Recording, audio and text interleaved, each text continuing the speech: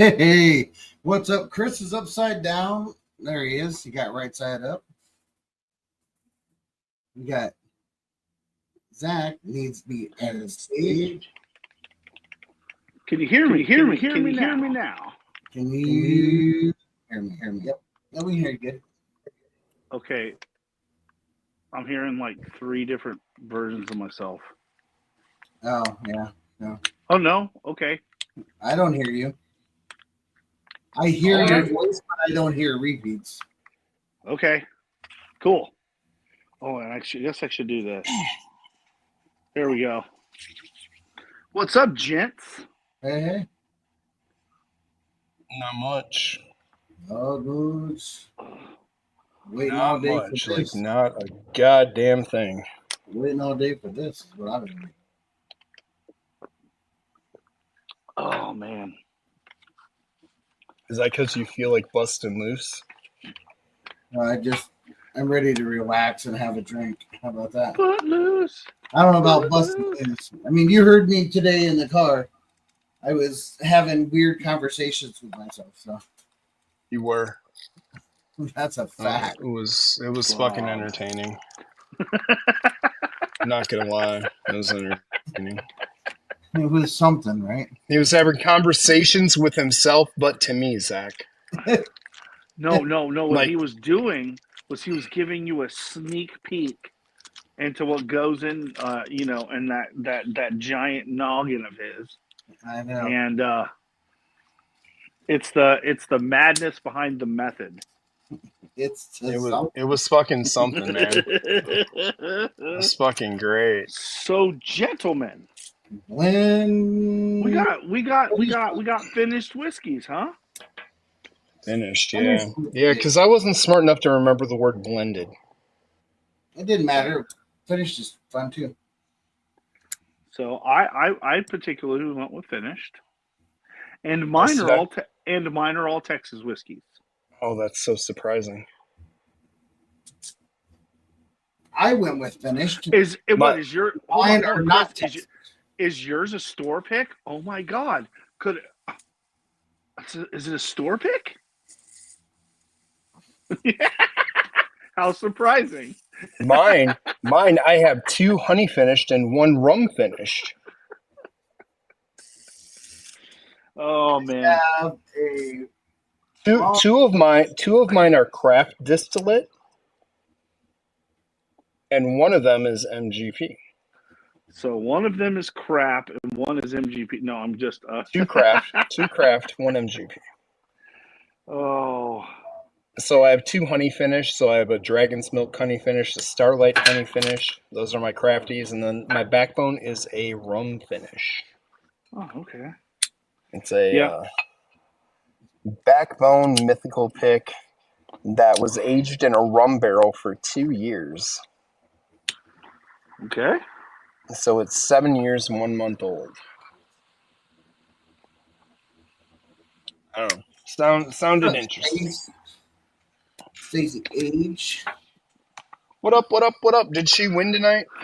I forgot to watch. I checked in really quick, and then I had to do homework with the kids. So I did not get to see the end, but I did tell her, go. I saw her saying something like "Congratulations to Patty," but I don't know if that was.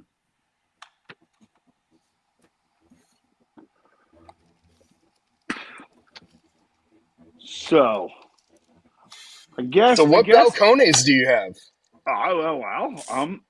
Imagine that. I would have a balcones. I got the balcones dusk. Or no, that's dawn. This was dawn. That was dawn, buddy. Sorry. Woo! They're right next to each other, so I grabbed one and not the other. I grabbed dusk and dawn are next to each other? No way. So I decided that I am going to start with. You know what? I don't even want to talk to you anymore, Bobby. I'm not talking to him anymore. I'm only going to talk to you tonight. Will you tell Chris that he is not welcome at my house anymore? Which pact was that, Bobby? Is that 5 or 3? 3. Hell yeah, dude. Damn, that's the rum finish, right? That is the cab finish. Oh. Cabernet Sauvignon. You mean back when Blood Oath was really Blood Oath? Exactly. What sticks do you got there? I am smoking. What is that? Is that a goat? Is that coming from freaking YouTube? What I'm No, saying? he's talking to Instagram people. Oh, okay. Well, this was the OGT Halloween sticks. Yeah, This one is Okay, I didn't see the any chat. San Andreas. Mm. So, Dude, we're crushing it on YouTube right now. Crushing it. Okay. We're crushing it with zero people. Nobody? Everybody must be over watching Silent It Hero doesn't matter, Cigars but- on Vic's stream. we're here doing our thing, which is fine. Oh man. So, finished whiskey. What's your favorite finishes and what's your least favorite finishes? I don't know that I have a favorite, Zach hates port. but I don't like port. Hey, what's up, John? Oh, Blake's there. Blake's on YouTube. So is John. Cheers. What up? Yeah, we just had some people roll in. What is up, everybody? Rolling. I don't want to get copyright. Yeah, so the question out there is, what is your favorite finish on whiskey, and what is your least favorite? Rum and cognac are my favorites. And as people trickle in, they can jump in here because I'm kind of curious. Yeah, I'm going to be drinking my least favorite, to be honest. I brought my favorite and I brought my least favorite, and I was trying to see if a cigar will make my least favorite finish better. Okay, now my least favorite, honestly, are honey finished.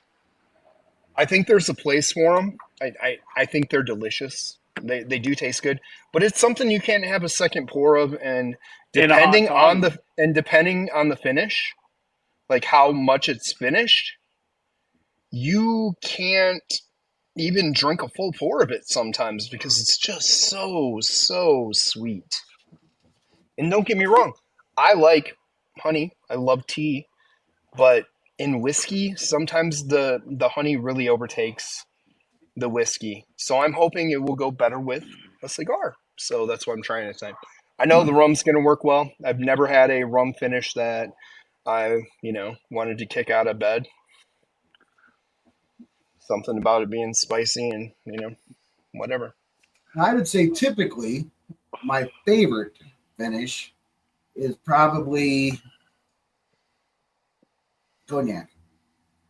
Yeah. All Cognac, because I almost never ever drink without a cigar. So I think that's probably why I lean that way a lot more. I like the cognacs and the armagnacs a lot better on American whiskeys. I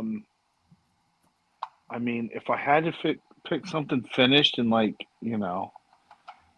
WWBC does have one of the best finished whiskey videos. I love how he finishes that bottle. Apple brandy on rye. Man, that don't sound too bad. I think I have one of those out here. I actually think I have it in my little bin up here, the Starlight Apple Brandy Rye. I have not got into it in forever, but I think it's out here, so I might have to break that one out too. There is the world's worst bourbon channel. He's here. He's going to be back. If you haven't seen his finished whiskey video, guys, you really need to check it out. It is pretty epic. All of Gary's videos are pretty epic. They're usually a minute or less. And they're fan. Seriously, Zach, have you seen them? No, I don't think I have. I'll have to go back. I'll send you the link to them. Take 20 minutes in a day, 15 minutes in a day, and just go through them, and you're gonna die. Yeah, I mean, I think there's American whiskeys. I cognac armagnac for sure. What's up? Hands down. Gordon, cheers. What's up, Mopus? I don't know what I would. No. What's up, big dog? What is up?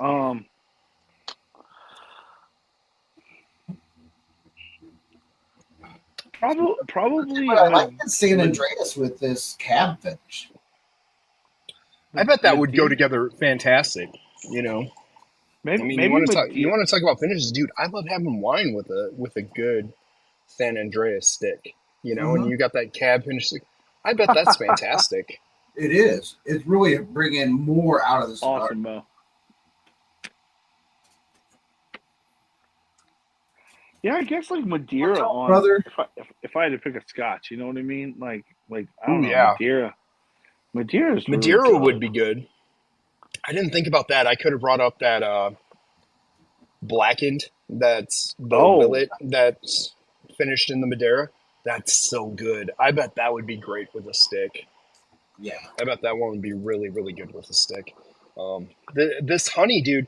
I've got that lingering sugary note just sitting back here. It's all right. It's all right on the front palate with the cigar, but like that sugary note just becomes odd because it's almost like it sits there and then the cigar coats with it and melds with it and it's just sitting here. You like the cigar isn't finishing. You know what I mean? So I don't know if honey is the way to go. And I hear a lot of people say honey finish with a cigar, and Well, I think those honey finished whiskeys. Those are always. If I buy one, it's always the thing I'm going to pour into a hot toddy. Hands down, without question. Madeira Kilchoman, right? Is that what he said? Kilchoman? Yeah. yeah. The best honey finish I ever had, honestly, because it wasn't overdone, it was actually really good, was a Nulu honey. Interesting. I mean, I guess if you do I've it, actually if you had that and thought it was okay. Magnus Special Reserve Batch Number 4. Blake, are you talking about the Murray Hill special release batch 4? That would be the Calvados cask one. That would probably be really good. Oh, that's another one, too. You know what? That doesn't get talked about. The Calvados, dude, is freaking good. John, I poured Glazer. Amon's original honey finish back from 2021, I think. It's been a hot minute. It was the first one that he ever did. First one that was in Wisconsin. So I find that usually, depending on the finish, normally when we like have whiskey and cigars, you talk about pairings, and typically, that you either one will heighten the other or whatever. But a lot of times on my finishes, I find that it always brings out nuances that I'm not used to, and better flavor profiles in my cigars. Yeah, when I'm with certain finishes. Mo, I got a Blackworks. I got a Blackworks Intergalactic, and I'm doing the Oakland Tobacconist Halloween. And I will, and it's a shameless plug for my friends out in Louisiana, Cigar Heads. Anybody needs another subscription?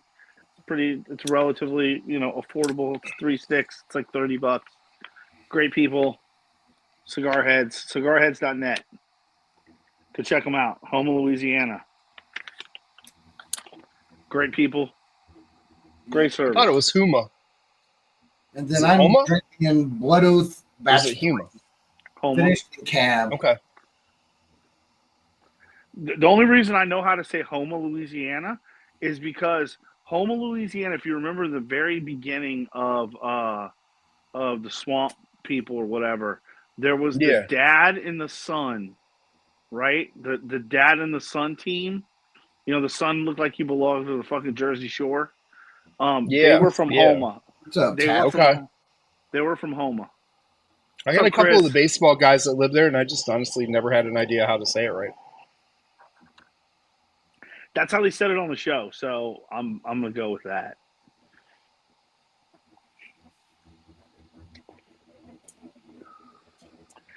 Look at this bunch of CU in the NTSs.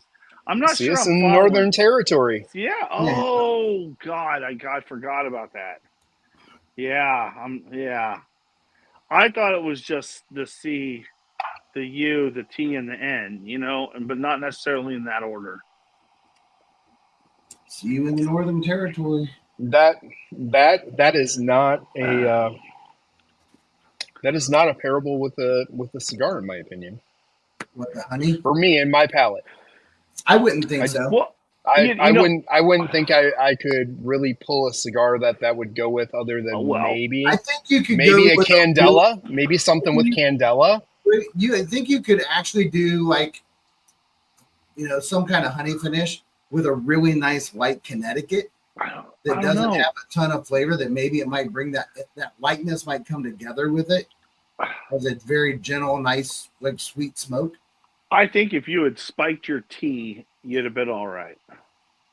Then it would have worked. You're not supposed to tell people what I do with my tea. Well, that's why Chris gets twisted off of his teas. You know what I'm saying? That's right. Hey, Mr. Tats, was that your boy, Mr. G? Did Mr. G open a cigar shop? Is that who it is, or is it somebody else? I like this cigar a lot, actually. You said that Blackworks? Yeah, Blackwork Studios. It's the Intergalactic. I want to say it's a Corona Gorda. Huh. So it's probably like okay, we're the Mafia boys.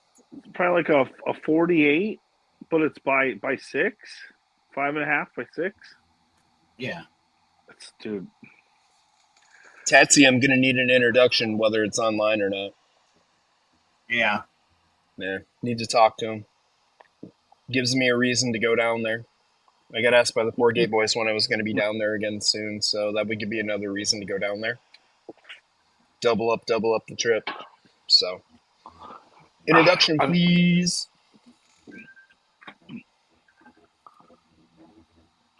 I could make a trip down there. As much as I've been driving the last 2 weeks, it would have been an easy drive. It would have been a short trip. As far south as you've been. I did 280 miles today.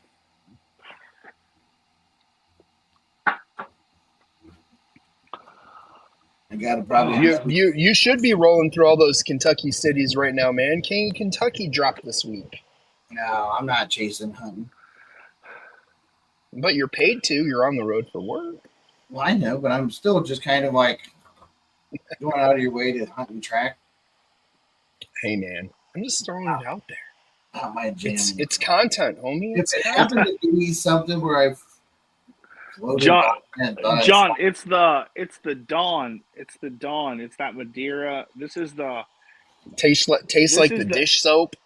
No, this is the refill Madeira. So, hold on. What do I have over here? You're doing which one? Dusk? Oh, this is Dawn. So this is it's got refill. Dawn. I mean, I got Dusk in the house. Hey, you have a sample of it? I sat on it. I bet that's from Daniel. This is the Dawn Madeira second fill. Yep. Hale Winery. Yeah. Haas Winery. Well, you know, I mean, it's hard to read it. Yeah, it's okay. HAA, you know, HAA, you know, like AA Ron. That one, and I've got the Madeira Dusk. No, John, this was a couple of years ago. This was even before they did the peated one too. Is that like 21, Zach? Isn't that like 21 when that came out? 2021, somewhere in there, yeah. It seems like a good I remember time. seeing those on the page. Listen, they were good. Well, it's Madeira. You know, you can't go wrong. On initial open, the Dawn was really nice, but as it sat, the Dusk got a little bit richer. But if you like that traditional Scotch refill, you know, nice kind of second use, you know what I mean, casks, where it just kisses it with flavor, you know what I mean. Oh, really good. Really freaking good, man. I almost tripped over some floor whiskey. That'd been bad. So, That'd have made a mess. Yeah, because it's a 175. Yeah. All right, Cranes. I'm not having it yet, but you mentioned it, and I completely forgot it was out here. But I've got the apple brandy finished rye from apple Starlight. So brandy. you mentioned it tonight. I will try it with a cigar because hopefully that'll make It it good. does, John. It does, John. It really does. Listen, I have a brandy somewhere. I've got a Balcones apple brandy from Lost Lantern in there. Mm. It's kind of real sweet up front. I was hoping maybe Ooh. I'll let it sit for a while. Some of that Holy. kind of takes a little bit of a backseat. Yeah. This And but I this definitely doesn't drink 58%. That's for sure. but don't you think that when you, in general, most of the finishes I've ever had, the ones that are finished whiskeys, they always drink less. 100%. They always drink lower than proof. Isn't I that, don't think I've ever had a finished whiskey that drank high. I have, and it was that cognac cask from Brook Lottie or Brook Lottie. Oh, dude, that sucker's hot. But I mean, it's like 67. But is it just?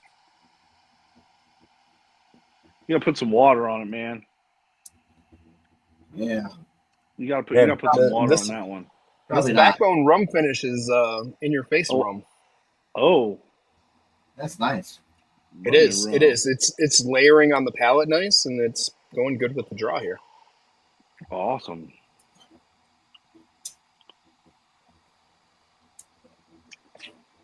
Yeah, originally we were talking about doing like blended Blended and finished.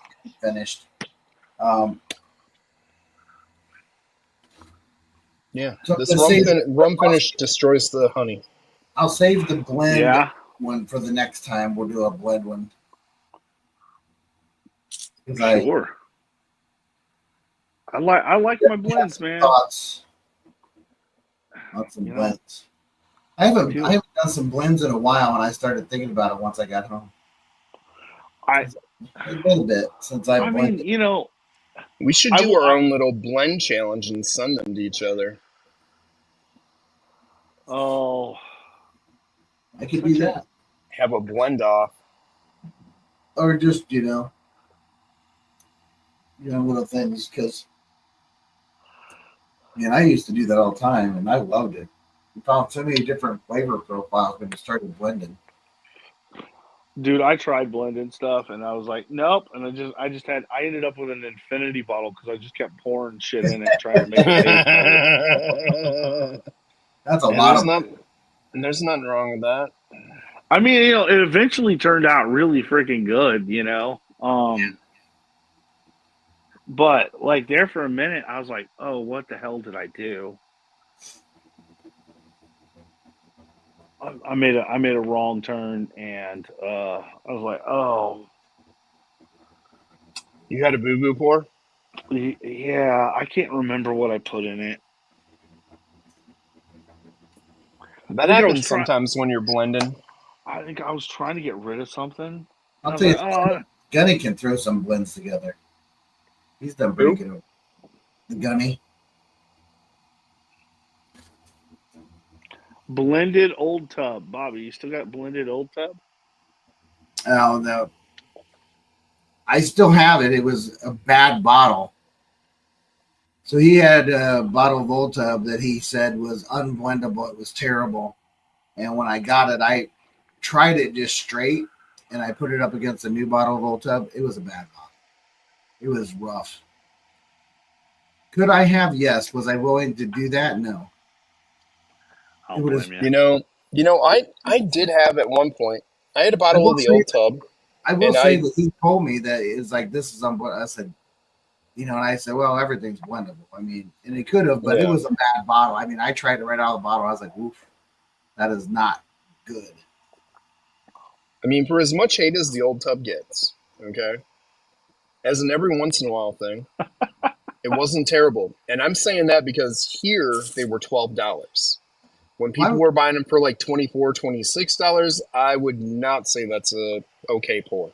But for $12, you're having a pour. When you're drinking something that's I didn't $12, hate you old don't you tub. don't I care. don't hate old tub. I'm just saying he had a bad bottle.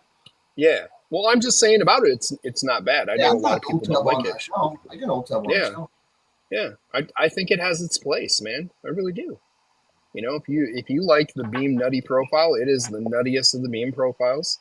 Yep. It's not bad. It's got its place.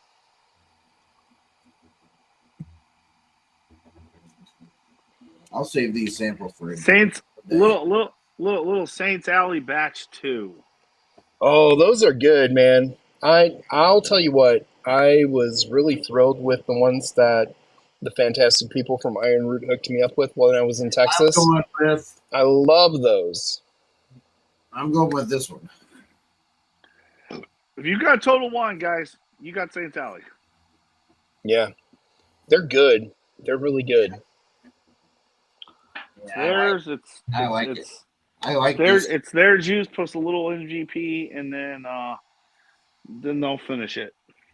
They'll Yeah. tub it all up and finish it in I believe the one Armagnac. I had that was an Armagnac. Yeah, it was Armagnac really is my good. favorite. This one It was is really a good. sherry in sherry casks. Nice. The apotheosis. Yeah, I had seen that bottle a lot of times at The the Total Wine and never apotheosis, picked it up. apotheosis, whatever. It's weird. It's weird because right now, after that really sweet Madeira, the rye is just like jumping out of the glass. I bet. Let's I just look want you guys to know my cigar is happy to see all of you. This conversation's getting a rise out of it. like how you doing, Cigar? Yeah. Let me tell you, that is one distillery I have never had a pour of anything from there that I have enjoyed. Yeah, I would agree with that. I'm the same. I'm the same way with Stranahan's. Truthfully, Now with Stranahan's, their only redeeming factor, Zach, is cast strength single barrels. Have you had any of those? They're much better. I'm not going to I say gotcha. it's something I would buy another one of. I got one. Bridget picked one up for me at one time. I never opened it. Everybody went on a kick with those things and were like, "Oh, they're so good, they're so good." So I opened it. It was way better than anything Stranahan's I had ever had. It was all right. Not a favorite pour. Not something I buy another one of, but it was drinkable. Oh, I gave it away though. I gave it away.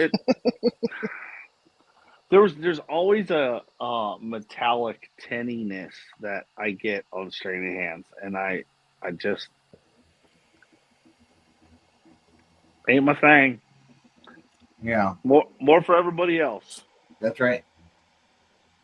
I've had plenty of them. They've never been anything I wrote home about. Just they were whatever. No, I had the snowflake or whatever too, and I was anticipating something amazing because people wait in line I mean, for them. They that's talk what like about a how good they are. $200 bottle, right? Didn't they have one that was like Yeah. Diamond Peak or some shit like that? Yeah, that's still out there. That's the Blue Label one or something. Something like that. Yeah, and not my thing. They're just not my thing. Agreed. Yeah, just Louisville Cigar Company. Okay. Huh. Nice. I thought it was Louisville.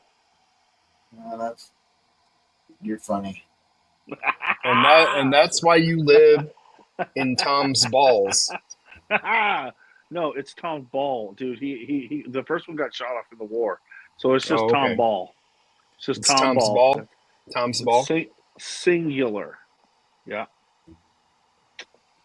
Yeah. So poor guy. Some poor German feller. I don't know.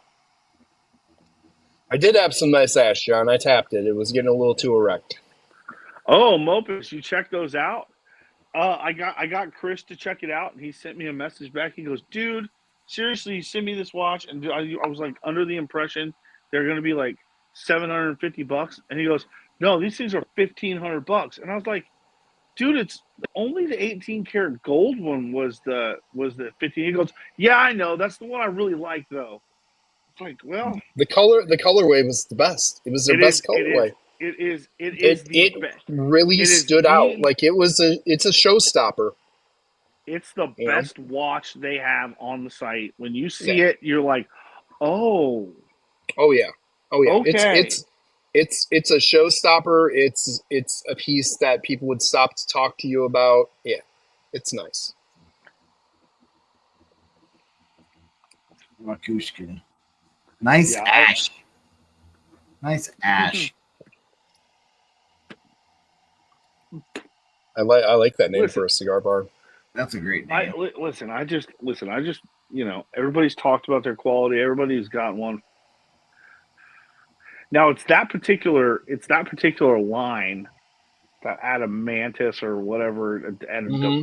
Damascus or whatever. It's that particular line that they've got I some think it was others. Adamascus, I Yeah, think is what it was. Dude, yeah. there's two other ones in there I really liked. Listen, I'm contemplating. the pilot's watch is good.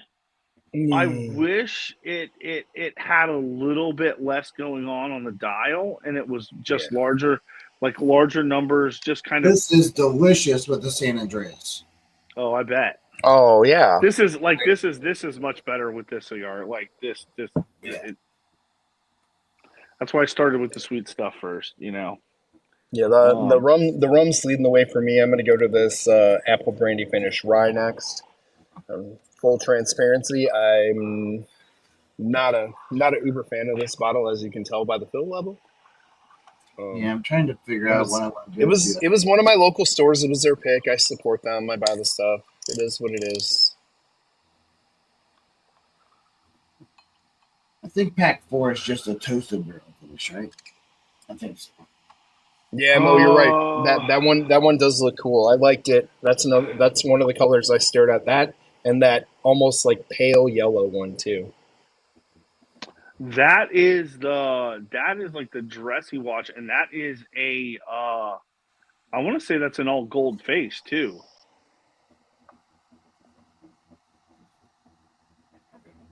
Yeah. I, Oh, So, ooh. Mo, did you pour yourself a sip of something and he did. get yourself a cigar? And if so, what are you having? My apple pretty rye came from a bottle shop in Grafton. John, John, this is a great suggestion by you. This is a way I could drink this bottle. Cheers to you, buddy. This is nice with this stick. Awesome.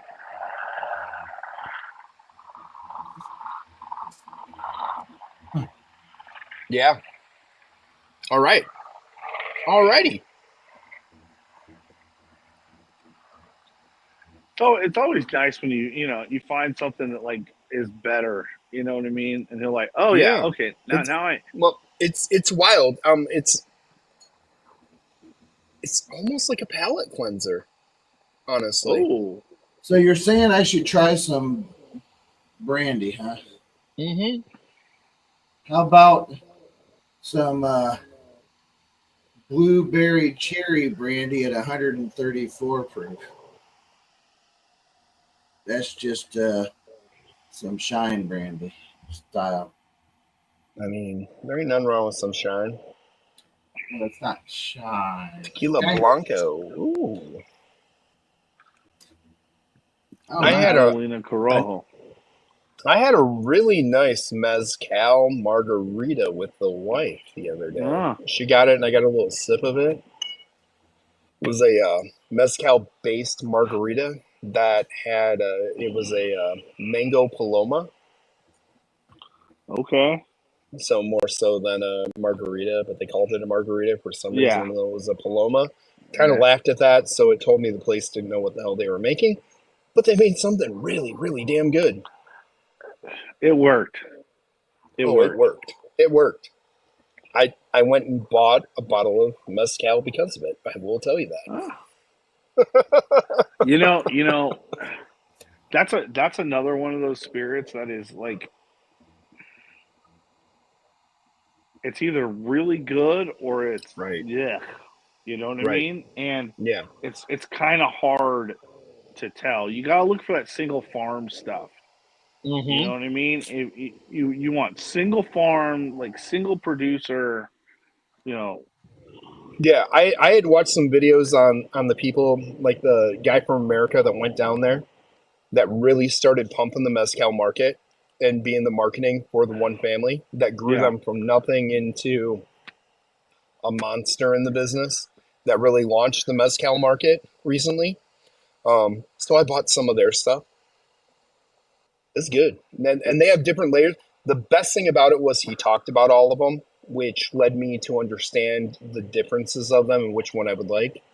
And it's not something I'm going to drink straight, I'll be honest. That flavor profile is just, it's still very tequila to me, but in a cocktail, in the right kind of you cocktail, ooh, but you ooh, know what? I was always that way, and like what did we buy? What did we buy for Maddie? The Suerte. mm-hmm, It's a clear bottle with a little green rabbit like embossed on the yeah, front. Dude, $30 bottle. Okay, $30 bottle. Dude, you want to talk about one of like you know when Marshall talks about like the rum funk, this had tequila funk. yeah, And I took a yeah. sip of it and I was like, "Oh. It makes sense. It makes sense. Yeah. Oh." Like I got it immediately. I was like, "Oh, this isn't fucking Jose Cuervo. This is like No. it's not even the El Tesoros like, which are decent, Um but this was like I was like, "Wow.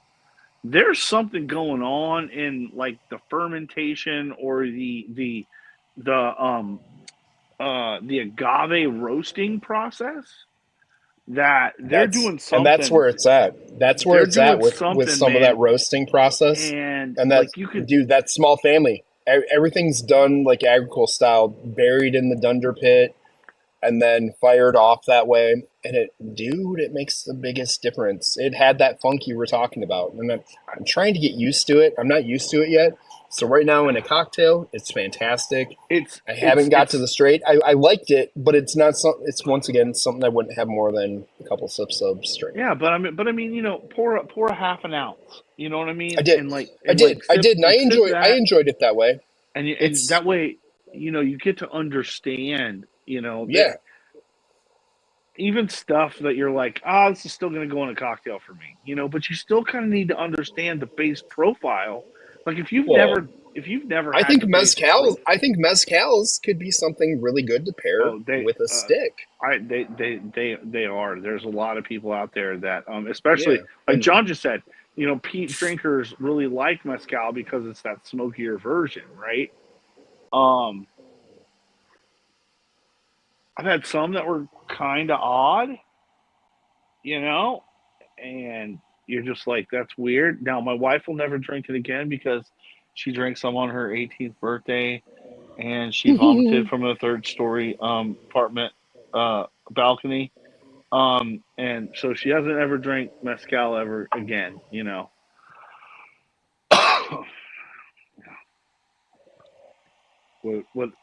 What do you do? we've all had those tequila days. I have not because I'm not a tequila drinker. I did that with vodka and cranberry back in high school, and I have not touched vodka or cranberry juice since.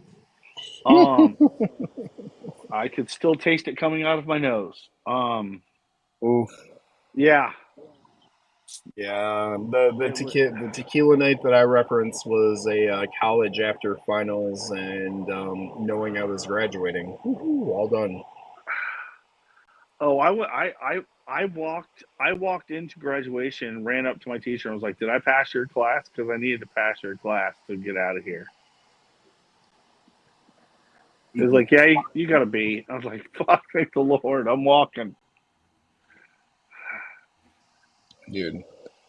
And Usually, an ultra. John, it is a mind eraser because people go out with the intentions of erasing minds. They're not sipping You or know, drinking, just doing that shots. wasn't my intention. I was on like zero sleep trying to make up and write my senior thesis to be able to I won't. graduate. You know what, Bobby? I won't say that as much anymore. I would say that honestly, the quality of some of these non-additive tequilas, they It's are way up different. there. They are up there in sippability with No, I'm not the saying best. that. I'm not saying that they're not sippable. I'm saying that when he says tequila equals mind eraser, it's because people have set out with the intention of not sipping. Oh yeah, listen. That's a fact. Because listen, I've definitely had my Marine Corps tequila nights, and they weren't about anything other than Listen. getting to a certain place. I was drinking Sazeracs one night, and Oh, I lost my brain on some absinthe. You know what I'm saying? That'll do it. Um, yeah, I wasn't like rinsing the glass and throwing it out. I was just putting it in there. That explains a lot. Oh, rinse? No. Repeat. oh Repeat. yeah, I No repeated. rinse. I am Repeat. I am I am not allowed to drink the bottle with the eyes per my middle daughter. Nice. And I haven't because Yeah. Hey, at least they know and they're keeping you in check, man. hey, listen, I think I peed on the coffee table that night. Not gonna lie, No. not gonna lie. Coffee table peanut. It looked like a toilet. I thought I was in the bathroom. Here's the worst part. I was young and it was the That's not the trash can only. with the flip up lid with the you step on the lid and it flips up and I thought it was his bathroom. Holy Just cow, $1,000. found a bottle of. No, they're like 60, 60, $70, man. Well, but I don't think they're I supposed to have know. alcohol. So like No, I $1,000 know. is. I know. I'm just saying. Just saying. Oh, We got to that's find some way to wild. get some stuff to our guy, man. Yeah, I don't. That's not cool. We That's can not hardly cool. we can hardly get cigars to the guy, man. Let alone freaking a bottle of liquor. Well, if you got those little plastic 1 ounce samples and you traveled there, you can just put it in your shave kit as You think? oh, I've done it a million times. Yeah, all you got to do is you just have to have the little one. As long as it's under 3 ounces, they don't. When you go overseas, they're a little bit more constrained. It has to fit into like this sandwich baggie or whatever the hell it is. Yeah. So it doesn't matter how many you have in it, as long as it can close. That's a fact. I've done that. That's what I did when I went overseas. What do you do? Tell them it's your mouthwash after your They don't aftershave when question it's it. got They that smell. They don't check it. They don't check it. question it whatsoever. Where Mo is, they're not going to check anything coming in even. I think they'd open it because they would be like, They oh, this will doesn't have a not seal. not if it's in your travel accessories as just Okay. little, just like because a lot of people put like their shampoos and their mouthwashes. Yeah. And all Well, that. yeah. I got you. Yeah, no. I'm just asking because of the laws over there and stuff. So I'm asking I've out never of curiosity had and ignorance anybody- for what goes on in their I've never airports. had any agency on any of the continents that I've been to ever pull that and look and see what's in it. If you put it in the bag that they give you, like overseas, a lot of times they'll make you put your liquids in a bag, a clear, Okay. big sandwich baggie, and you Okay. put that out there and they can see it. You don't question shit. I mean, I've had booze in it, I've had everything. You just got to make it look like it just belongs. Okay. He just said 1 liter per person. Okay. Okay. All right. Well,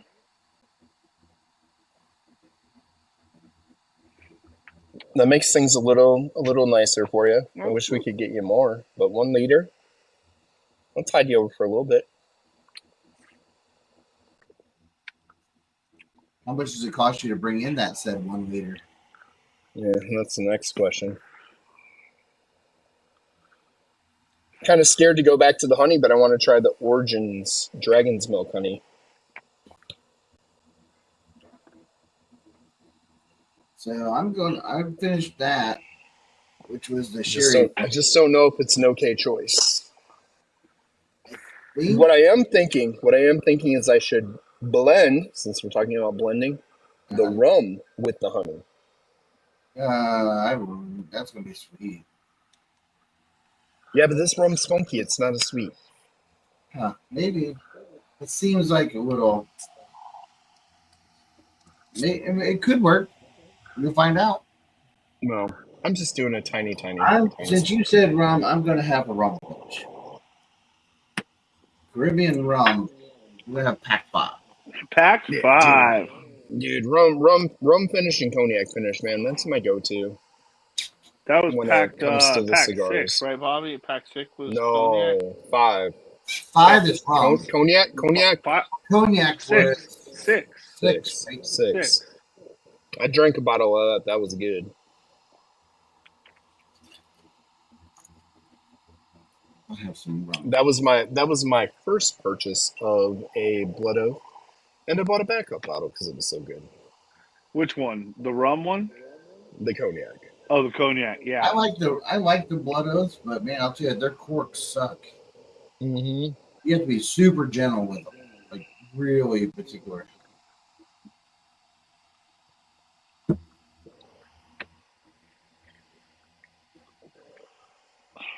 Yeah, you'd have to let me know. Dude, this honey is much more subtle. Much more. You can tell this is like a real organic honey, and like the barrel wasn't slathered with it. You know what I mean? Where it's like in this Starlight, dude, there's some floaties in it. This one is very organic, earthy honey. And this is okay. Like this one I have this one I sip on. I don't mind it. There's nothing floating in it, which is nice.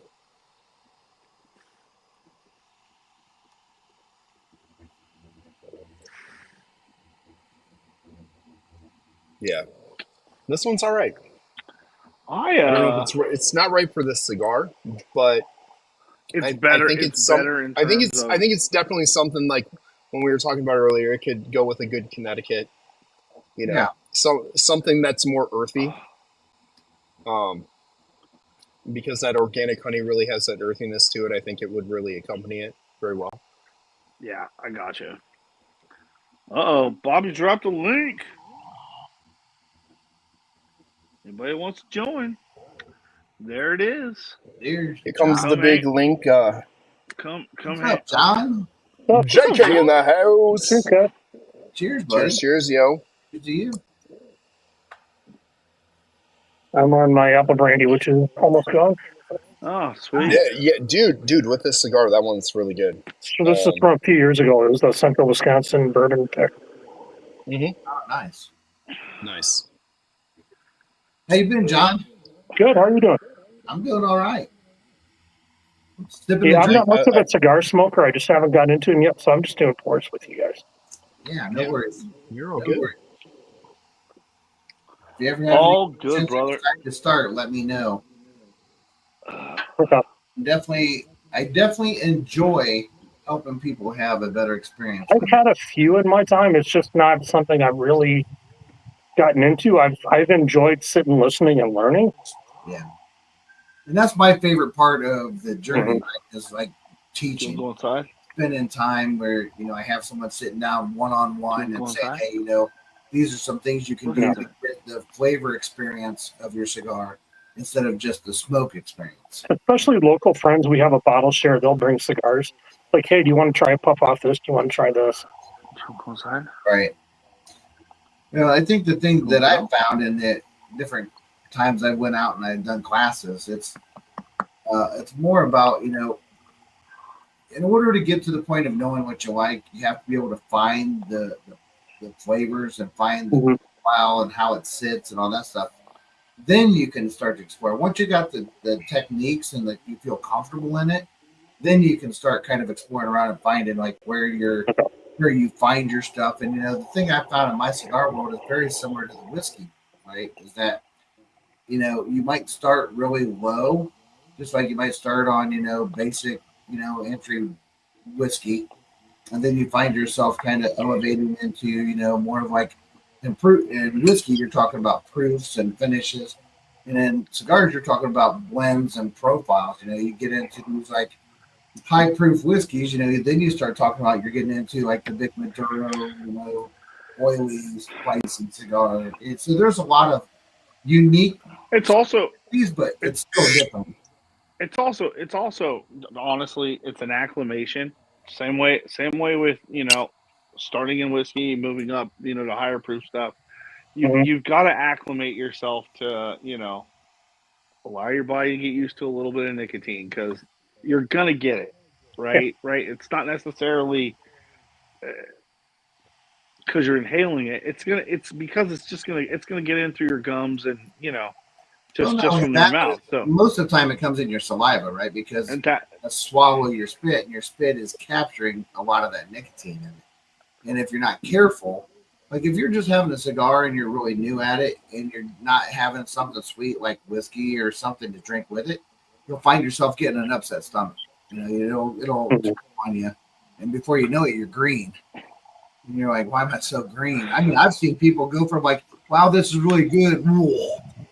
Dude, I watched it. I watched Trev go. Poor Trev. Trev went from wonderful to just a wreck. Well, I mean, that if you're not used to it, it starts to enter your system. It did. It caught him. The thing was, he was doing really good, and then he said, "I want another." And that second one was put him over the top, right? Dude, Zach, you got to understand, it was a 1926 Padron. Yeah, I mean, and we told him, and he's like, "No, I can handle one of these big boy ones. I got this." He did. I told him straight up. All of us said like, "One's enough." We all told him no, but he wanted to. So, I mean not all of my kids. A couple of my kids and some of their friends and all that kind of stuff, all at one point or another, hit that wall and they just turned green. And I saw it, and I was like, I saw it coming, so I yelled at the time at my son. I said, "Hey, you need to go upstairs and get a fucking Coke or something for this guy. Yeah, he's going down hard if you don't get something." Yeah, a little piece of chocolate. I appreciate the first time that I had one. My friend was like, "First, do not inhale." I'm like, "Okay, just exhale." And as soon as I enjoyed the flavor, then and then I was fine. Yeah, the idea is just you're puffing for flavor, right? You're just trying to bring it in, get a nice little flavor, nice and push it out. Just there's some technique things you can do that are really easy that helps. It helps you achieve without having to have like this. Like when you hear people getting into the retros and diving that, usually the first time someone tries to do a retro, they usually like, and then they swallow it, and they're a mess. It's bad and. Like the first time you smoked a cigarette in high school and you inhaled deeply. Oh, come on, man! I was dumb enough to not stop. I did till I was about 21, and then until I was about 30, and I'd be hammered, and then I start bumming cigarettes. After a while, I was like, "No, I don't need to be doing this." No, I smoked a pack a day till I was like 34. 35. I think it was 2009, 2010, Appleton, Wisconsin, I think, was the first city that banned smoking in bars. My girlfriend, when I would go out to dinner, and all of a sudden we come home, it's like, "Oh, this is great. Our clothes don't smell anymore after dinner." It's great. Yeah. They banned that shit here a long time before. You remember growing up and going to Ponderosa or Bonanza, like, "You want smoking or not?" I'm like, "Well, it really doesn't matter." Well, I mean, who remembers going to the freaking airport and they had like smoking sections? But dude, it was all out in the open. I remember being in the supposed non-smoking section of an airplane. Right. Yeah. Dude. There I'm like, where's it gonna go? was no non-smoking section. It was like a cloud. Yeah, My that's like my it's first on. my first job at the newspaper, Gail sat behind me. She Oh, was our proofreader for everything for the newspaper. chain smoker. She sat behind me, dude. She smoked 2 packs a day. And right across from her next to me was our head salesperson, Nikki, and she smoked 2 packs a day too. And they just sat there and smoked like crazy. And then they finally made it where they had to go outside to smoke. I think they worked outside basically after that because, dude, they just chimneyed all day long, nonstop. Like I worked in a haze. Oh God. Yeah, I worked at a print shop. Ken's Quick Copy, and the owner, he had his little like editing station and shit in the back, and dude, he just sat back there and he would light one cigarette with another. Yeah, yeah. Mhm. I was wild, dude. Mm. And then I went to Vegas for the first time, and I came back and I didn't have a job because they shut that fucking place down. And then, Right. well, Oh man, dude, with all the chemicals and stuff, and all the machines and the oils and everything else back there, a lot of your inks were oil-based ink back. Can you imagine? That's Yeah. all I thought about being in the building. dude, Just My old piles of job, ashes on I was desks. well, I mean, I was more worried with that business card cutter in the back, the one that would cut like I a love those thousand things. a thousand sheets at all at once. You just The put them, guillotine the cutters, get yes. It's and not straight down either. It comes down and over. yeah, it's a cross, but yeah, Yeah, but I ran or one I of or I, those. or I or I had to run the perforating machine or the folder and the Wait, are you folder, and then same you stuff had now, to you had to John? you had to you had to dial in the folder to get the trifolds to fold Uh huh. correctly, and John, did you pour something different? You said something uh, different. well, I went back. Well, I'm going to go to the Pac 9, but I went back to this. It's a mythical. It's a straight rye pick. This is from a few years ago. Oh, dude, I I had enjoy It's, the Starlight Double one. Oak Horizon Straight yeah. Rise. They're good. I used to work in a bindery up until a couple of years ago. So we Okay. had a printer and a bindery, and we made textbooks, office catalogs. And so you're trimming sections all the time. You got paper dust flying around. People used to smoke on the machines. mm-hmm. I mean, you imagine all that paper dust flying around? And dude, All day long. it's as Yeah. volatile as fucking John, grain which one dust did you and work shit. at up there? I worked at what used to be R. Donnelly in Menachia, but they closed that plant this summer. Okay. Okay. It's permanently closed now. So like Yeah. 300 of my So friends lost that their was job. a telephone book company, right? Well, we did telephone books, but office product catalogs, and then basically we did high school, grade school textbooks, soft cover textbooks. We weren't a hardcover bindery. It was soft cover stuff. Okay. Gotcha. So it was Yeah. majorly what I did was textbooks. Yeah, doing the graphic design stuff and working in a publishing company, I got to learn how to use all that stuff because at one point Hmm. they wanted to go in house with everything once the digital printers came out. So we would get all that stuff, and they didn't do the cutting and all that stuff or the stitching and stuff. So I got to learn how to do all that. Yeah, I So got to do all the spent a lot of paperwork. time doing So that. Yeah. when stuff went to the shipping department, I was called what was called a lead packer, right? To make Okay. sure all the pallets, we had a system called Common where everything was scanned on barcode location. So I had to do all that for shipping. Nice. But I left there a couple of years ago, and then they closed this summer with like 60 days notice. So there's like 300 to 400 people that lost their job. They've been there like 40 years. Oh man, that sucks. Can you imagine going to a job when you're 18 out of high school, worked there 40 years, you're 60, and all of a sudden you're out of a job right before retirement? Yeah. Yeah, dude. And I've seen it a lot in this area. Yeah. Unfortunately. I saw it happen with Clinton V1, like first version Clinton, when basically he opened everything up to go into Mexico. And NAFTA, baby. our town got decimated. Mhm. We had so much of it just take off. Well, yeah. If you want to see the effects of NAFTA, that's rolling into Fort Wayne there. Yeah. As you're coming into Fort Wayne over from the Chicago side and 80, they're rolling in. Everything that used to be booming through there, you just see all the empty factories and everything else. Like everything, all the storefronts and everything just completely closed down on the way into Fort Wayne now.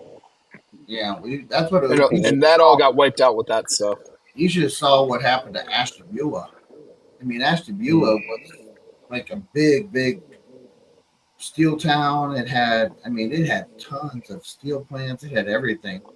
And next thing you know, Ashtabula was back. I mean, there was nobody. It was just decimated.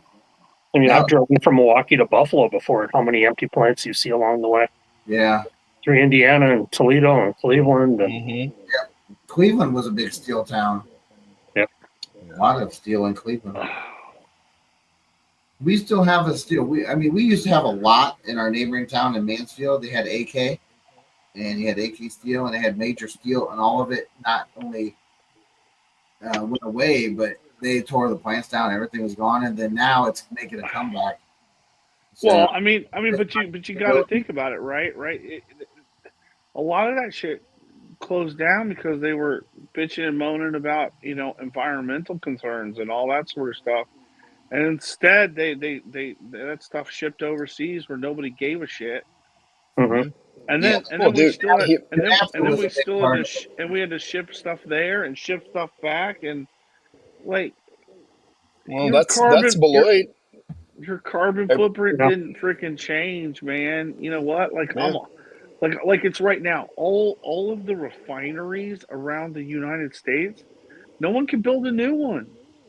You know No. why? Because Well, the that environmental concerns are like you can't build one, and it's like, well, but we Well, the need dumb one, to. they're shutting down a Phillips one in like the LA area. Now California's going to have to ship their gasoline from overseas. How dumb is that? And instead of allowing them to build a brand new state of the freaking art, with all of the best recapturing equipment, all of this technology, you know what I mean, that can mitigate a lot of these previous, concerns. I'm just like, man, it doesn't matter where you are. You got Yeah. plants that are But aging have you out. seen, when you're talking about like environmental concerns from the steel plants, have you seen in India and Bangladesh where they break down those Oh, ships on the beach? It's so What it does bad, to the dude. environment over there? So bad. But that stuff, eventually blows back over here. right. And you want to talk about that.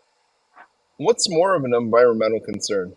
Being able to update a plant, like you guys are talking about, that will be better for the environment, or all that diesel fuel and those ships coming across the ocean, decimating the ocean the whole time. There's more environmental harm going on with the shipping than there is with us having a beautiful But I updated look at plant. I mean, look California, if at you're going to Malaysia, import, look yeah, at you're going to import all Norway. that fuel. Do you realize without diesel how much of agriculture is in California? Mm-hmm. They need all that diesel fuel to produce the food we eat. Why do we have to import it? Mm-hmm. I don't think people don't realize without the diesel that you're not going to eat. Right. Well, that's just it. Like look at Malaysia and what they've done. Mhm. How they run the 2,000 garbage trucks every day, separate out all the stuff, and repurpose all the garbage into clean energy.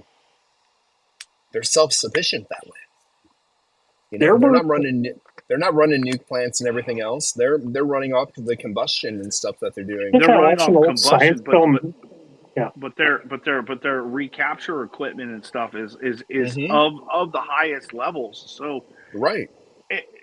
it's negligible what they're putting out versus Right. what they're containing. And number one, not creating landfills. Mm-hmm. Right. We're not just burying it. Like, oh, I'm just going to forget about it for 1,000 years. Yeah. Not my problem. I mean, like that's the. Yeah. Norway and Sweden are using that same technology. It's the short. Just think of all the gases and the emissions that come off a garbage dump, and how many of those we have just randomly sitting So in bad, every dude. state. There's a really big one near Appleton up here. It's Mhm. literally, I don't know how high the hill is, but they've got a smokestack off the one side and it's just burning the methane off. Yeah, I'm like, why yeah. don't The you one, capture that? yeah. The ones here, they're all burning it off. You can drive by and it looks like a lit up old school village at night because it's Well, I just mean, all it these looks like a flames freaking burning everywhere. gasoline refinery with the flames coming out. Yeah, I'm like, why Yeah, don't I you mean, guys capture that?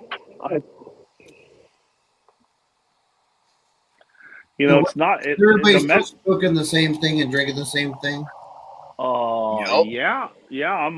I'm close to the end of mine. I'm just now changing. I'm thinking you've talked so much San Andreas, I need to jump on one of those OGT little buggers I got left because that's the only San Andreas I have up here right now So without speaking running of sad things, downstairs. it doesn't have to deal with garbage though, but Chris, did you see Molson Coors is going to shut down the Chippewa Linings plant? Yes, the I'm Liney's like, are plant, you and kidding me? I mean it's all going to Milwaukee, so it's You might staying as in well the just state. kill the brand if it's not going to be in Chippewa to start. Oh, okay. They already started that though when they took the Indian off the label. Yeah. The hardest thing for me with that is named after the Indian tribe from the area where it was made, and it was honoring them 100%. And Molson Coors bought it and took that away. And Yep. now we're going to close the Chippewa factory. We're going to move it to Milwaukee. You know, the Kenosha article was Hey, was a bit harmful the way they wrote it because they wrote it like they were going to move Leinenkugels completely out of the state. And no, that's but I the mean, hard part that when brewery's been there in Milwaukee for a long time. it But I mean, I has. was at the old one. It was like a barn in Chippewa. I'm like, how can you take that out of that town? Dude, I've been there. I've Yeah. been there multiple times. Yeah. Yep. What's up, It's a Tabs? beautiful place. Hey, Chris. Yeah. It was fun to go there and get fresh stuff from there. I mean, I'm just glad I just bought some, they're bringing back Linings Red during the winter. Yeah. Which is the first kind of craft beer that I really drank. Yeah. Yeah. It was always a good one, man. Like, dude, I like what they do there. I do. Listen, That's And Wisconsin, though, that. It is. sorry It for is. earlier, Zach. I know the English language is very hard for you at this hour of the night. oh, I love you, Chris, man. I can. Says I the can guy take in the it. prison colony. I can take it. I know how munted you guys get. Oh no, you haven't drunk with us yet.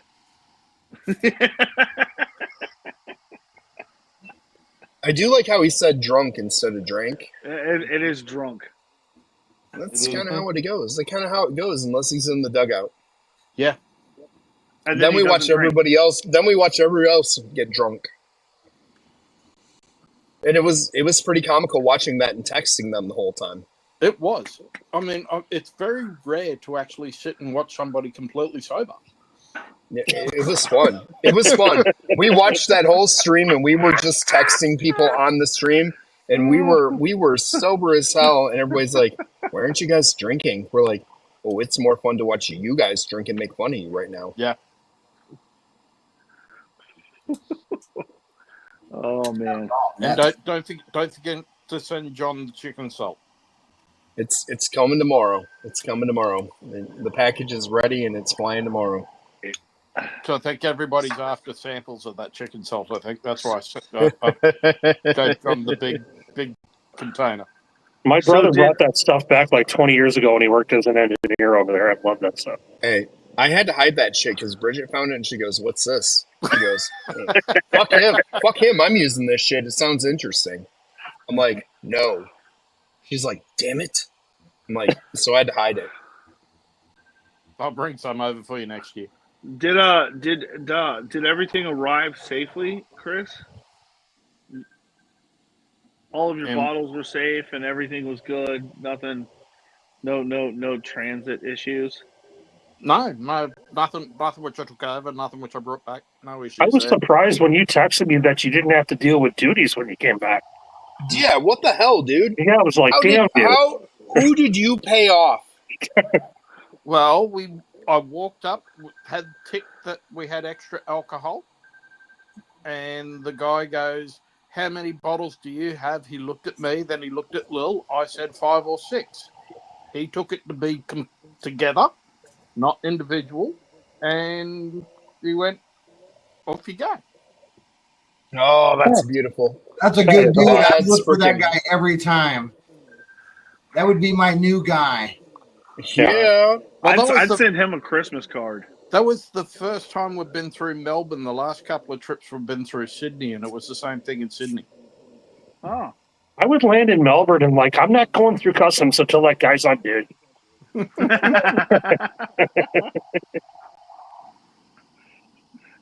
John, your luck. It's his vacation week. I mean, the first He's on Probably. holiday. the first thing he said was, "How many cigarettes do you have?" Because it was alcohol and tobacco is the thing that you did. Oh, yeah. Yeah. Oh. And I said, "None."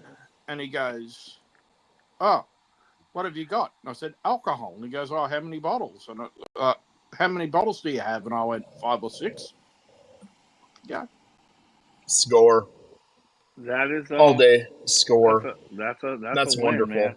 So if he asks you how many cigarettes you have and you say 0, but you have 2 boxes of cigars, I wouldn't feel like that was like wrong.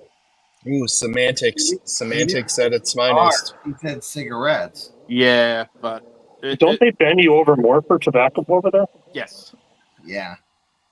And that's the whole thing. If you bring in alcohol, which is personal, they don't care. Yeah. I would agree.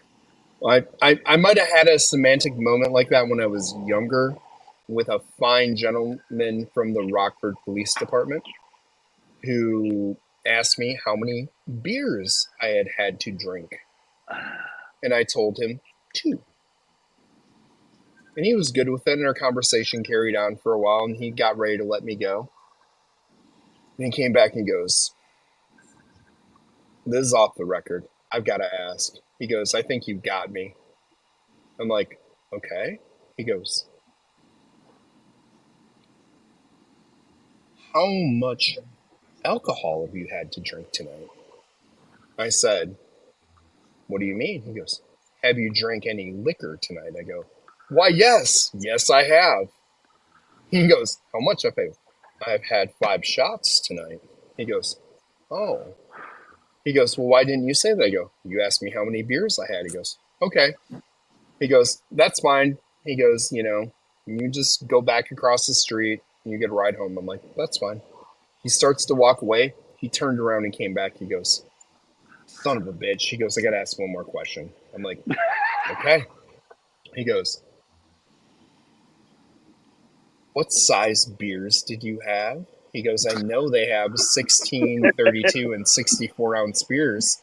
I go, 64-ounce beers. He goes, "Get your ass to the parking lot, park your car, and when you go home, get a ride." I'm like, "I will, sir. Thank you very much." Are you at a regular bar, Chris? It was Old Chicago. Okay, yeah. That's like going to Applebee's or TGI Fridays. Do you want the small or the big draft? I'm like, is there Yeah. a damn question? Yeah, I was part of the Mug Club when they used to have Yeah. the things where you went through the flights to win your medals and get your names on the wall and shit, because it was right by where I worked, so we went there after work. And I had been nice enough to drive one of my coworkers to the gas station, because at that time, you brought it up earlier, you could still smoke in there. Yep. But at that time, a pack of cigarettes at Old Chicago was $9, and they were $4 at the gas station. So I drove him over to the gas station and got pulled over, turning in to the parking lot. Just remember those days. It worked out. I didn't get in trouble. But It was you know lucky. what? It's like, but see, that's an older style of policing. That doesn't fly now. Now you got guys pulling people over that aren't even drunk, and they're going, "Ah, you're drunk." Yeah. And you're like, Yeah. what? You know, you got these people going back taking blood tests, and they're like 0.0. There's nothing in their system, and it's like, Yeah. And I was young. I'm not gonna lie, dude. I was like 22 or 23. I was stupid. There were days 20 years ago in Milwaukee where you'd wait for an open table at Texas Roadhouse, and I'd put down 2 32-ounce tap mugs before you got the table. Yeah.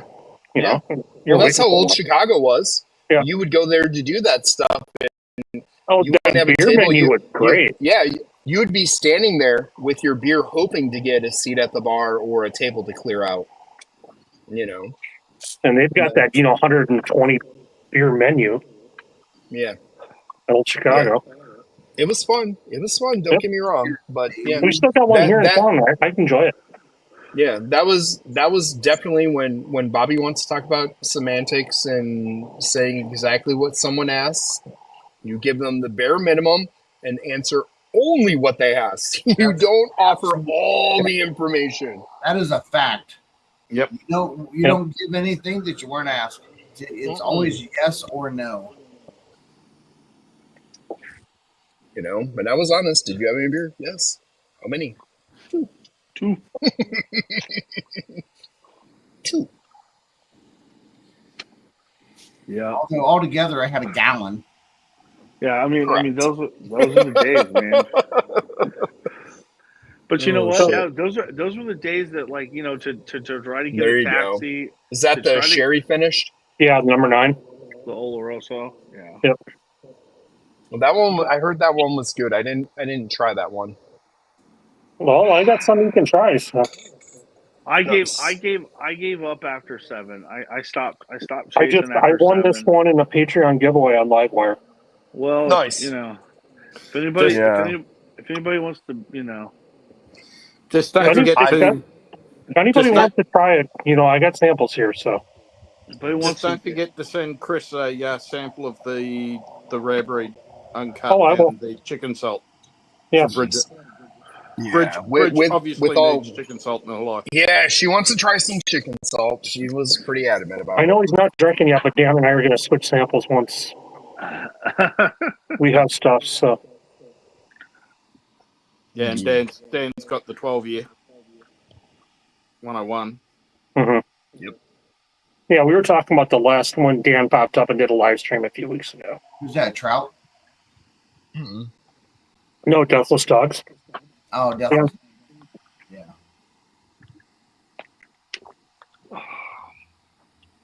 There's a few Dans floating out there. Just a couple. Yeah. I will say that Rebecca's Creek goes really good with the palate. Oh, dude, that Rebecca's Creek. What's that the is proof one on of yours, Bobby? That is one of the goofy, awesome Mine? bottles out there. On my Rebecca's Creek? Yeah.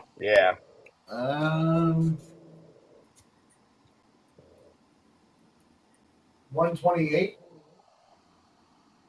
So the one I got from a friend in Houston is only 121, Mm-hmm. and it's really dangerous at this proof because it goes down way too easy.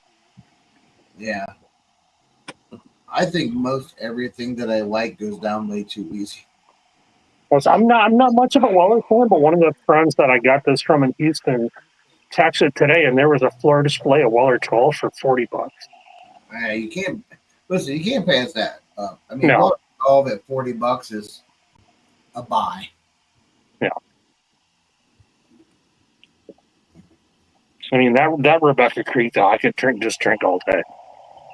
I could drink a lot.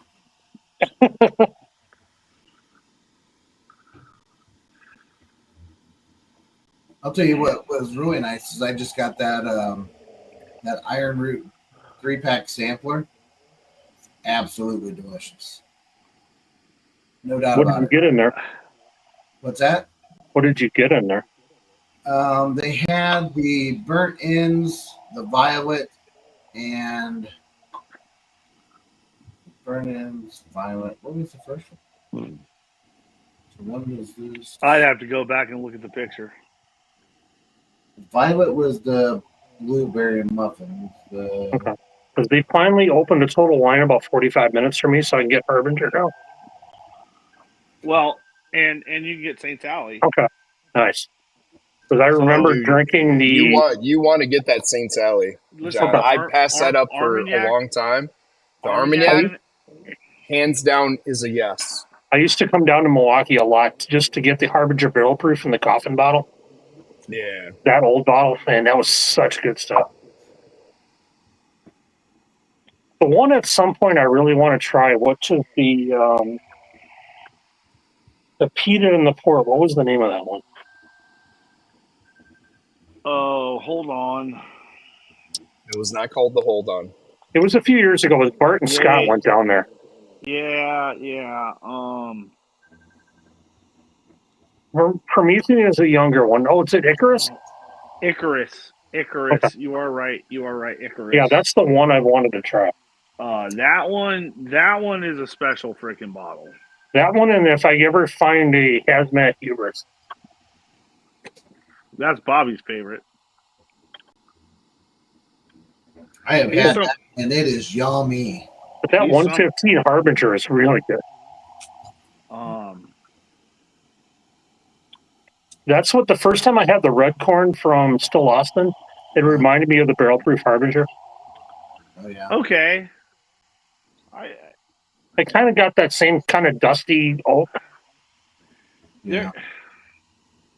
There's something on the finish on that one that I'm not entirely pleased with.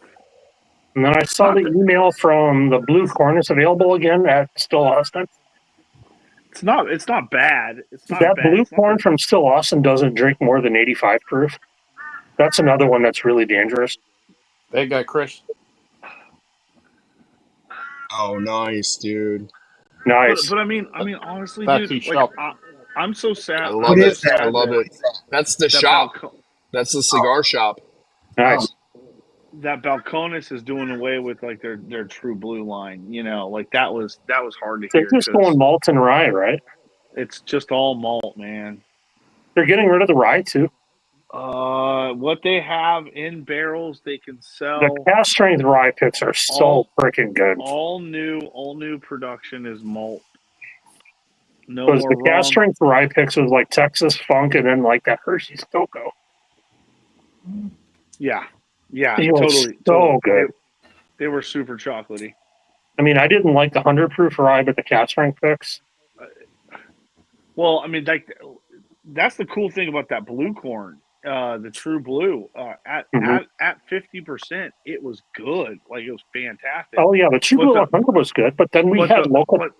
But the True Blue cast strength was just next level. Yeah, and honestly, that's some of my favorite bourbon from frickin' Texas. Oh, so you know Chris, what I mean? you know Jeff's in West Bend, right? Yes, sir. They did a True Blue cast strength pick couple of years ago. And literally, it was like blue corn pancakes with syrup on it. So amazing. Nice. Like, that's one of the ones where we got it in Bobby's hands, and he was like, oh, what is this? Yes. He was like, this is what I'm talking about. I mean, because it's just, there's something, the blue corn has enough mouthfeel and an oiliness to kind of stand up to kind of that Texas heat, and it doesn't really lose its character. It just kind of enhances it. Where the regular yellow corn bourbon that they would do was okay. Yeah, no, they're like I have right here the True Blue cast strength. Man, I could drink that shit every day, all day. So, Chris, this is a Wollersheim pick. Yep. But this was the Speakeasy, the 5th year anniversary pick. So I believe that is that the pour that Zach and Bobby had? I don't know, but it's the one that it's 77% blue corn. That might have been the one you guys had. So Texas Marshall's battle. So good. That might have been the one you had because it was I want to say that was a 5-year you guys had with Marshall. Or not Marshall, 5-year, 110.2. Do we have a Wollersheim pick? But We did that have was You from had a the Wollersheim pick. Had one. Yeah. that was from Yeah. the Speakeasy group. Oh, okay. Man, that's so good. That's that blue corn funk though. Yeah, that was the one that you guys didn't nail or didn't have anything on that was just different and you couldn't put a finger on was the Wollersheim. That was a tough blind, man. Bobby, was the San Andreas the red or the blue, buddy? The red. Red? Okay. Well, it's a little dark in here, so gotta ask because I don't have my glasses on and the writing's really damn small. Yeah. It was the red. That is one thing I've noticed over the last couple of years. The The old smaller Irish. the smaller the writing, especially when it's dark, the harder it's getting to read.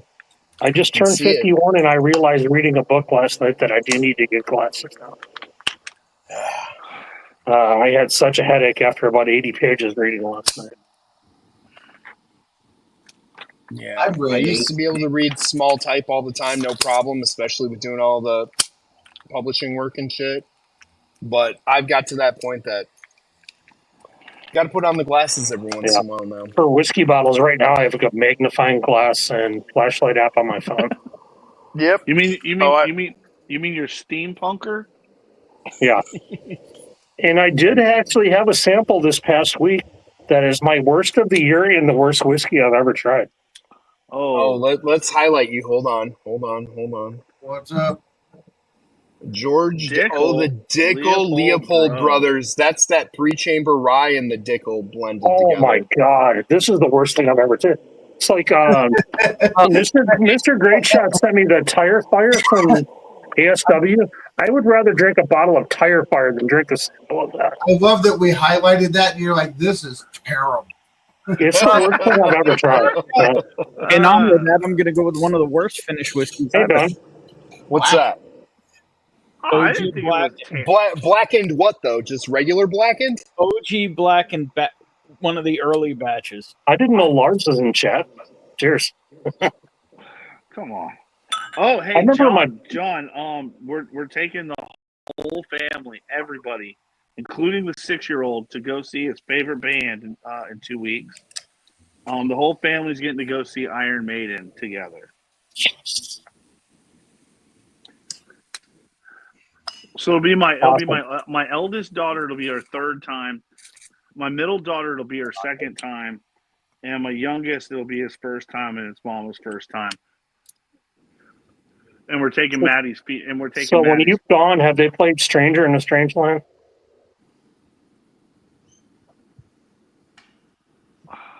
That is my favorite Maiden song. That's your favorite Maiden song? Yeah. You know what? You know what? I think the last time we went, they might have. What album is that on? Stranger in a Strange Land.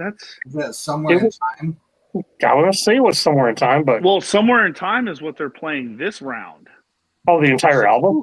No, it's Somewhere in Time and Senjutsu together. Okay. So they're going to play some of the old stuff and they're going to play some of the new stuff. Now, Little Man, his favorite record is Senjutsu. He loves the older stuff, but he loves Senjutsu. I love Somewhere in Time. How you been? Wasted Years and Wasted Years, dude. You know that. Oh yeah, that's what I'm That's talking one of my. about. Honestly, that's one of my favorites. That's what I'm Listen, talking my album though. That's My nice. maid. So Bobby, this was the other barrel. Nice. I think I have a bottle of that. You know what I haven't even tried that since then. Yeah, you know what I'm talking about. That's the other barrel that wasn't picked. What do you there? What is this? Who's she? Hello. Holy. Like, Do we need to learn how to full screen here? was that whiskey? Were you in when? I'm keeping it family friendly, Ben. I'll use my own. But you want to know who she is? Yes. Does this give you an idea? Oh, okay. So I see that, and then when I Are was you on Jody, serious? That's ray gun. Are you serious? That's Okay, Who? bring it back up. Bring it Who? back up. That's Raygun, our retired break dancer. Oh God, yeah, she needed to fucking retire.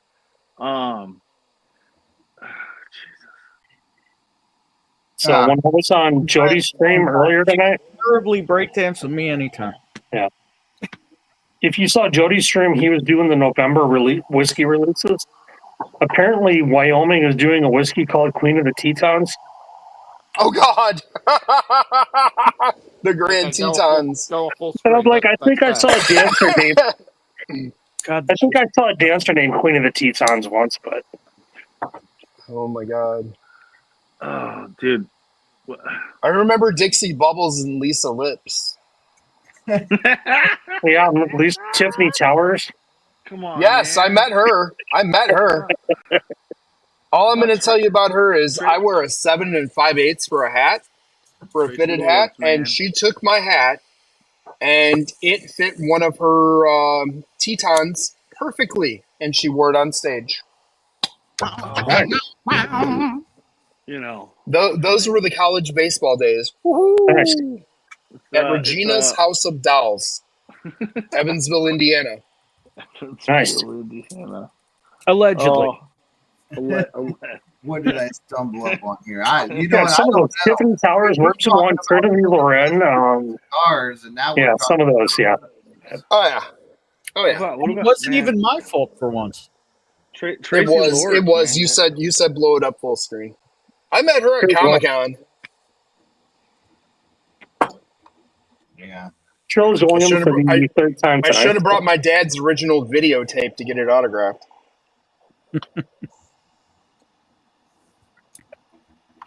That might have been a felony though. Yeah, I need it. Tape red stretch marks. This shit's Yeah, those days where you had the big cardboard tape box. Yeah. What's up, Vic? Oh shit, that's good with a cigar.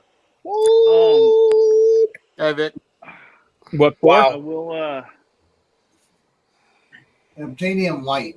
Oh, yeah. The not picked barrel. I'm trying to resist buying some more backups of this. That's still the best one, dude. I love that one. I freaking love that one. There's a place here. I know it's probably cheaper up there, but there's a place here that's clearancing them out for $1.29. Well, the Woodmans in Beloit, I saw them and they were clearancing them out for $99. Oh my They had God. been there for like a month, and I was like, "Yeah, I'll go get it. Nobody's bought that stuff for almost 2 years now. Then somebody tastes. I said once I get to like Christmas time, I'm just gonna go grab those and put them away because there's 2 of them sitting there. I really like it. I walked in there. The lady goes, "There was a guy in here earlier today." He goes, "He bought those 2?" She goes, "And I had 6 in the back. He bought them all." She goes, Oh shit! "Is it really good or something?" I'm like, "Yeah, it's pretty damn good." She goes, It's the "Well, only. he bought 8 bottles." She goes, "I've never seen somebody spend $800 here." As far as I know, it's the only finished Willet rye to ever hit the market, like as an actual product. I have one and one backup, and it's not. I'm worried it's not enough because this one's Dude, hurt. it's so good. It's so damn good. But these are $60 here now. Mm-hmm. Yeah, those are $60 at Benny's now. Oh, there's the bottle shop one. That's the honey rye, Nice. which is about gone too. Yeah, those are good. I mean, we had so many. I think I had like 7 different Starlight picks at one time. Who will? Well, Well, dude, that's because once they hit Wisconsin, they were everywhere. Yeah, Every single William group Hall. had one. Well, you want Ben to hold up the bottle? Who do you want to hold up the bottle? We had quite a few go up in the last Chris? couple minutes. John. So, Chris, speaking of bottles, have you followed up with Bill at all? I called and I left him a message, but I haven't heard from him. The Follow up Willet because or the rabbit Bill's hole. so busy if Well, here. he Take it gets to return phone calls.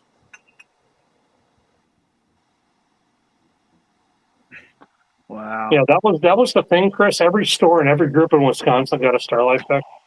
Yeah, it all happened at once, man. It was just overkill. Everywhere. Yeah, it was just overkill. Mm-hmm. I mean, that's the only Calvados finish I had, and it wasn't bad. I had the Calvados Bourbon. I had the Sauterne Bourbon. That wasn't bad either. I think Calvados is better on a malt. Calvados is just odd. It depends, honestly. I think it really does go better with. It really does go better with Scotch, truthfully. Yeah. Well, I think the one thing with the Calvados is we have a lot of people that they do it, and that's one of the ones that really needs a shorter finish because it's powerful.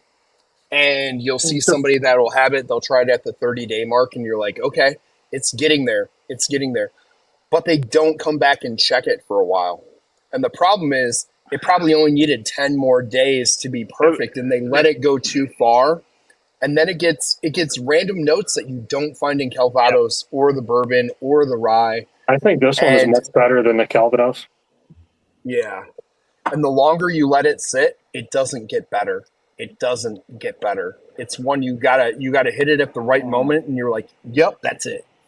It's also I would like to try one, and it's also you don't know if it's apple or pear when they just say Calvados.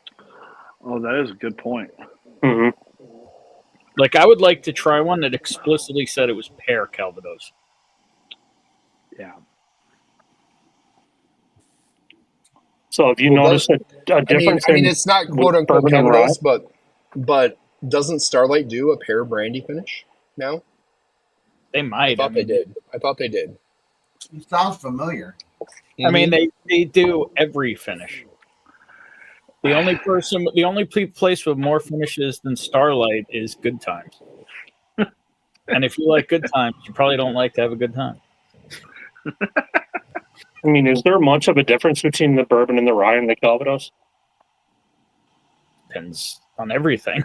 Because I mean, I have the bourbon from Starlight and Calvados, and I have the apple brandy and the rye from Starlight. But yeah,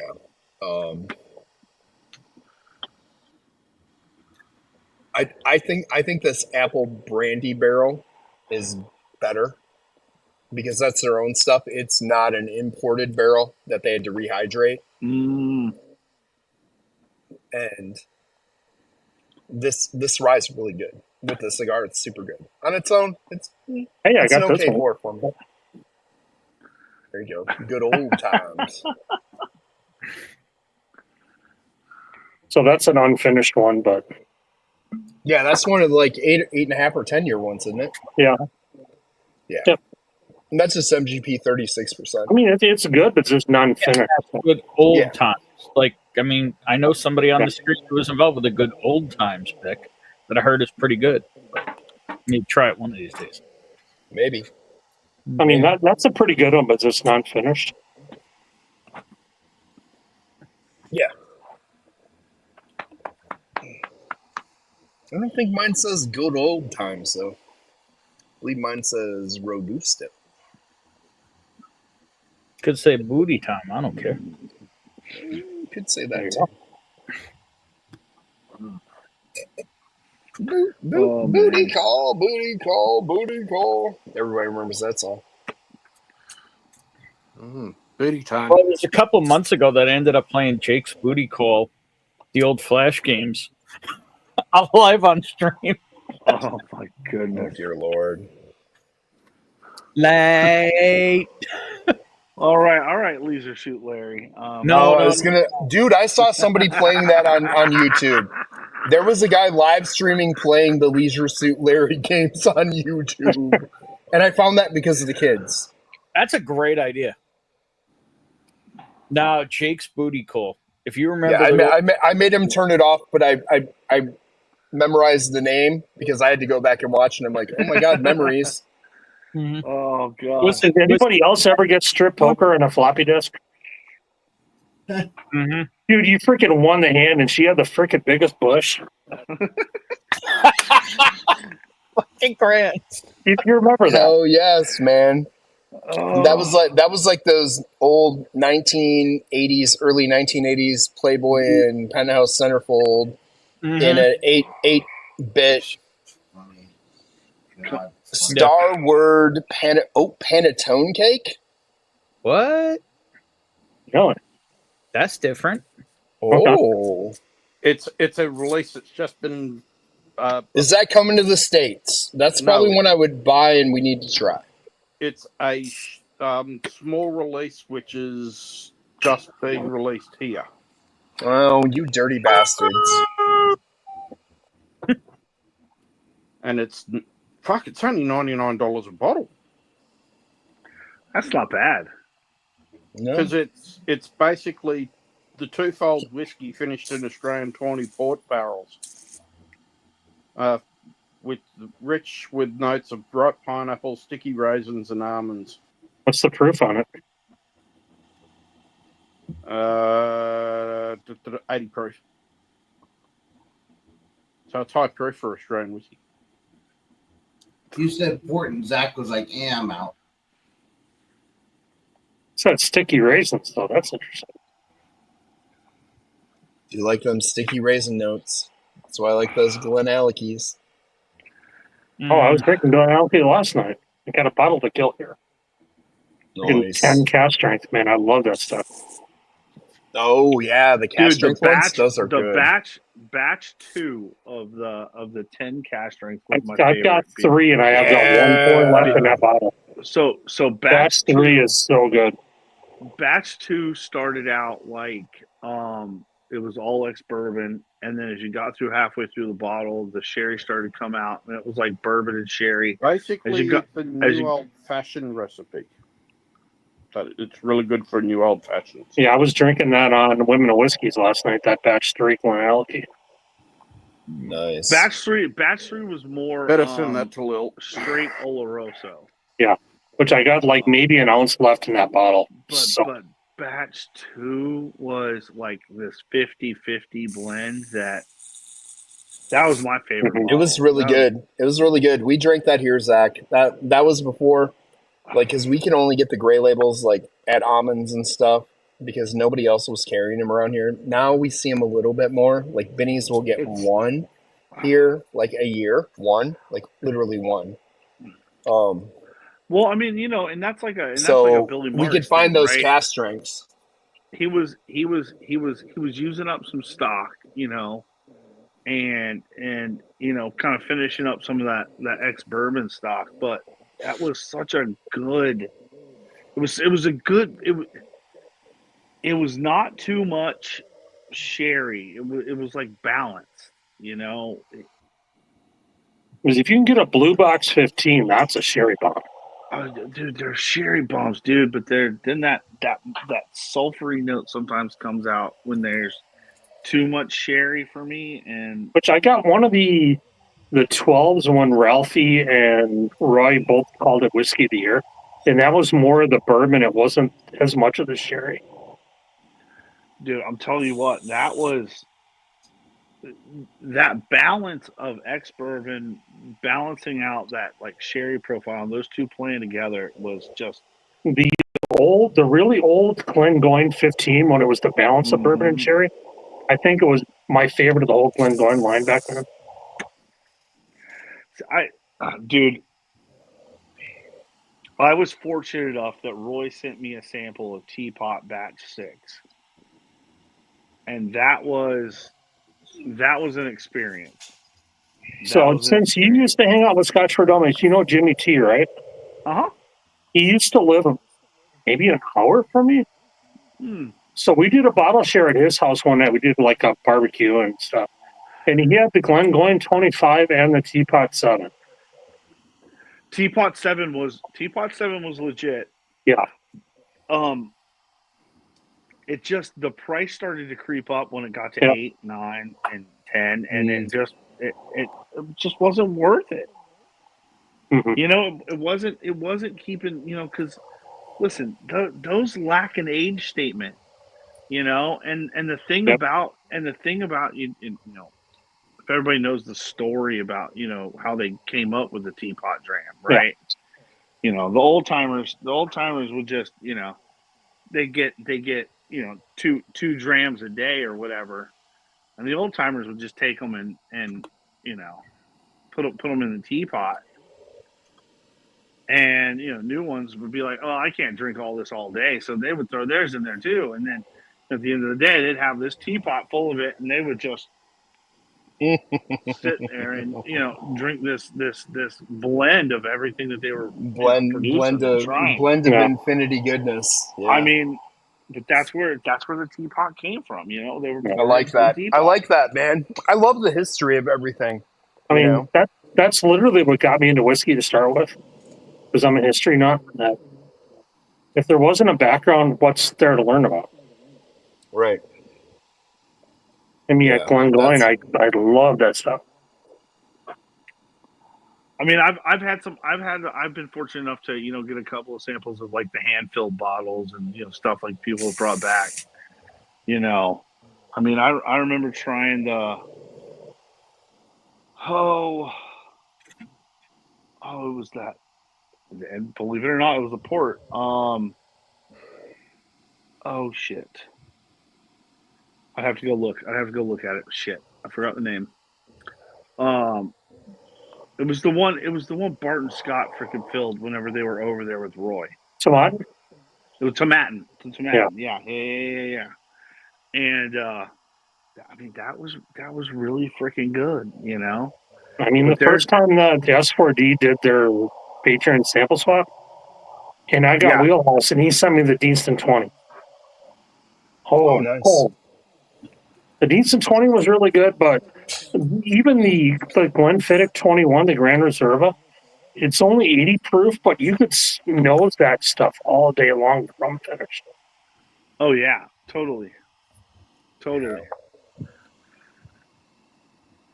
I remember that first sample swap. That was the year that Maddie and Joe got together because Joe showed up in the middle of it, and I was like, "Hold on, everybody! I gotta go meet the moron because he's here to pick up my daughter." Oh, I haven't quite lived that down. So I remember Wheelhouse Whiskey got me, but then I got who was the buddy that lived in Manhattan that they always went to?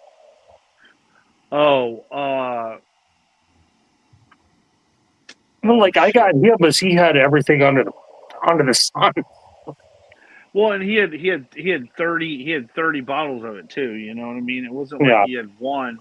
He had like all the vintage all the vintage Bal Blairs that you wanted to. Yeah, I know what you're talking about. The first year that Ben on Discord, Ben from Austin did the Crusaders Advent calendar. When he did that Bal Blair, was it 1990? Yeah, it was the 90. Oh. Yeah, that was insane stuff. Oh yeah. That's what it's all about, man. That's the beauty of the community, getting to try stuff you'd never get to try. Yeah, we're meeting cool people that share cool shit. You get to try so many things. They get to try so many things without having to buy the bottle. Well, I mean, it was so cool during that one because that's how I met Daniel H. And like the thing about it is he sent me samples, and they got lost. And so it was like coming down to, time for, so he drove those samples to Houston. He drove from Shreveport, Louisiana to Houston, which is like a 5-hour drive, honestly. And, he showed up at the house and was like, "Here you go. Here's your samples." And I was like, well, I ain't letting you leave without, you haven't tried Compass Box ever? All right, dude, here you go. And I sat down and, poured every single Compass Box that I had, You guys remember Justin Wilson? Justin Wilson. Yeah. My ex and I, that's why we went to New Orleans on our honeymoon, because his TV shows. He'd always talk with him. It's like, he's way up north around Shreveport, it's because he was a Cajun, Yeah, man, I haven't heard that name forever. Before. Man, eating those places in New Orleans, the roll. Cheers, Dan. Keep it rolling. What? Egg roll. Didn't Egg Roll get votes for? Didn't he get voted for like state prosecutor or something? I know Egg Roll got a vote this year. Egg Roll got a vote. Derek D. Patton got votes. Yeah. I mean, can we get Derek a nice tax write-off this year since he was Hopefully. technically a presidential candidate because of you? Yeah. Hopefully.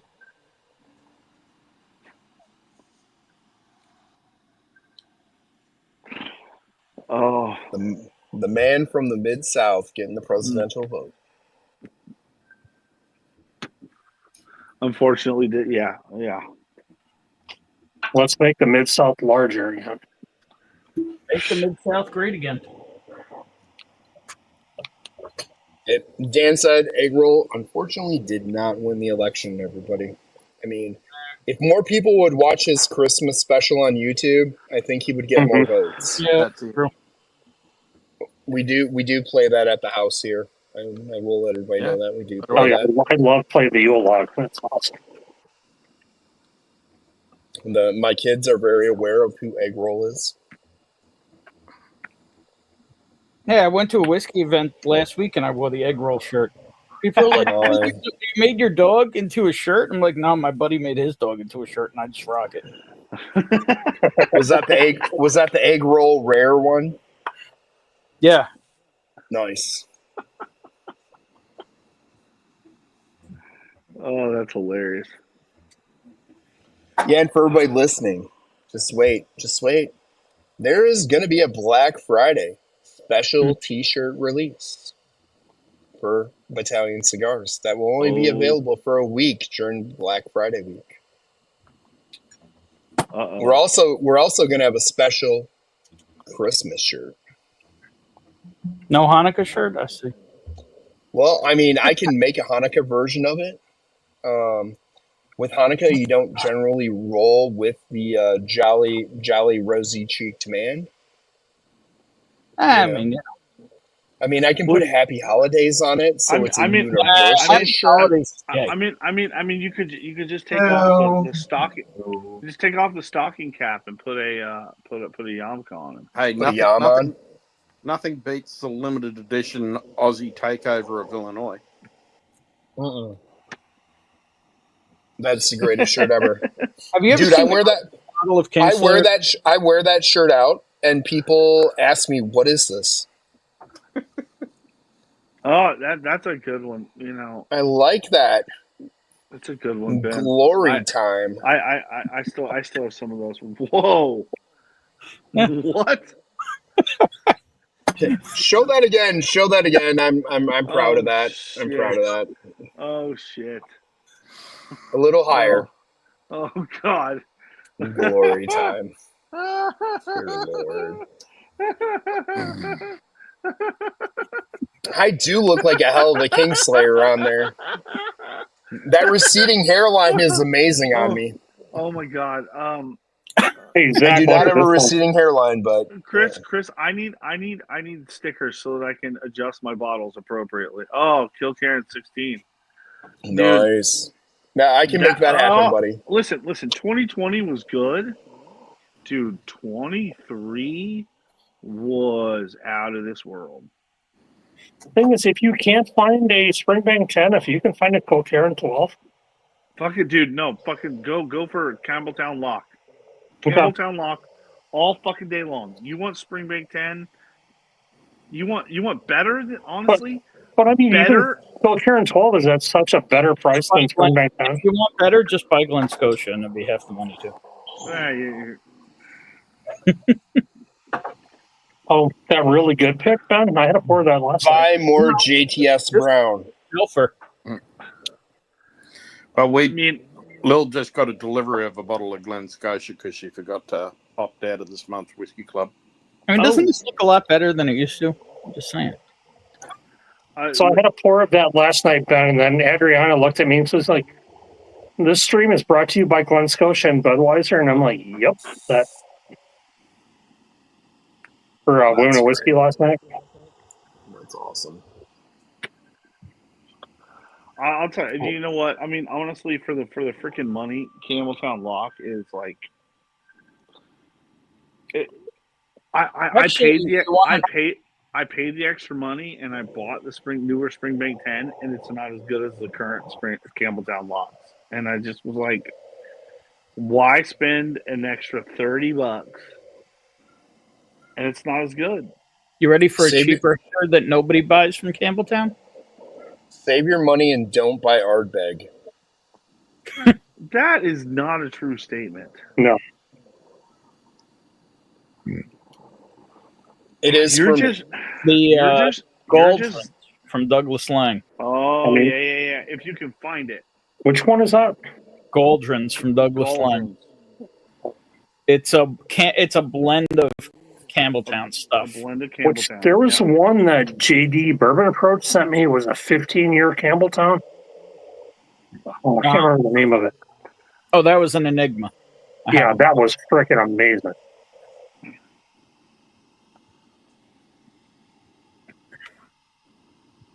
Tatsu, you're awful quiet, buddy. Everyone's talking. Are you still staring at pictures of Ray Gun? No, I was actually just double checking what time we got to start work tonight. Start work. Start I thought you work. did that kind of thing. I'm doing security shift at the entertainment center. Oh, I think it's just the basketball, the NBL. So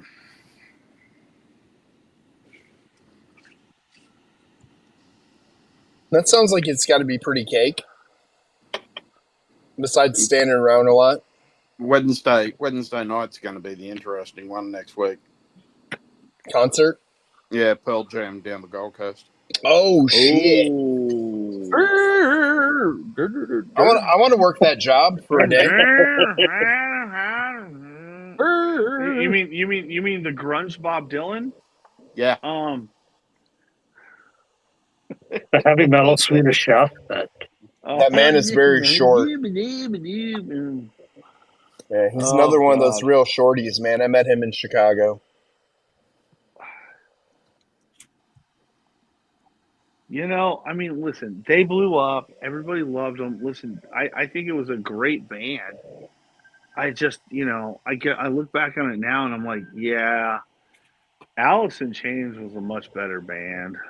Oh, Alice in Chains was phenomenal. 300 Australian a ticket for this concert. I mean, Oh, did Pearl Jam do much after 10? dude, you know what? Yeah, well, what was the one? Some right good after covers. that? Some good covers of some really old shit. No. I mean, them and Neil Young with Keep on Rocking in the Free World. But, yeah. My favorite cover was when they did Sitting on the Dock of the Bay. Okay. So unfortunately, Otis lost his life in Madison. Yeah, But well, he actually pronunciates the words in that song. He doesn't mumble them. It's not mumble. it's just that as Otis lost his life in Madison. So. Right. And we lost Stevie Ray up the road from me. I mean, Otis was. If you listen to the original Otis stuff.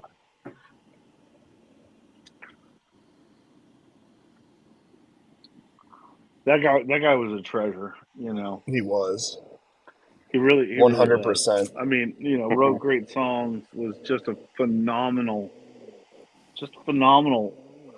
Like people try to call the shit that we had in the freaking late '80s and early '90s and shit R&B, and I was like, no, that's not R&B.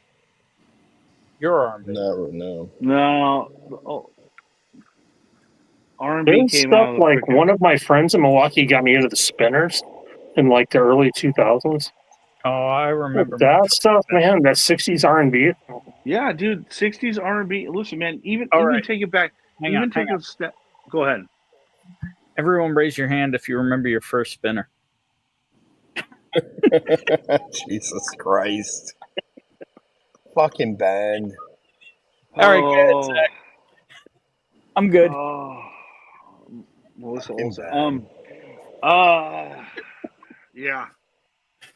Little redhead. And everybody does. No, man. I mean, like even like the 50s doo-wop stuff like that. It was so good. You know what I mean? Mm-hmm. It just was. It was so good.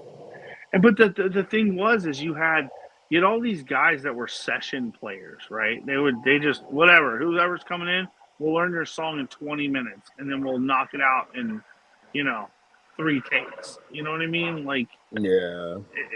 it's different now, right? I mean, now you've got an infinite number of takes because it's all being recorded digitally. It's not being recorded on tape. You know what I mean? When it's all on tape, like you're losing money. You know what I mean? Like every take you do, Dude, it was expensive back then. it was, which is why they had to be It so was good. really, really expensive. Wasn't That's the why. first album that the record label got really pissed with the Dead because they hadn't been in a studio before, so they were just playing with everything. Yeah.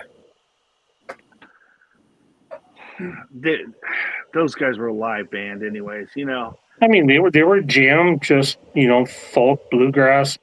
I mean, if you see my Facebook, I'm just a huge Dead fan, but it's just more jamming and hanging out and. I mean, I will. Little wonder you like- driftless there. No wonder you like me. Yeah. I'm going to love some driftless, though. A little cognac finish driftless. There you go. Nice. Nice. You What's picked funny up the is R all the picks I've- bourbon ones. Yeah. What's funny is all the picks I've been on, and my 2 dream picks are both in Wisconsin right now. What? Driftless and Central Standard. I mean, I've unfortunately done so many driftless picks. I can't say it's a dream pick, but God, I love going every time. Well, I've never been there.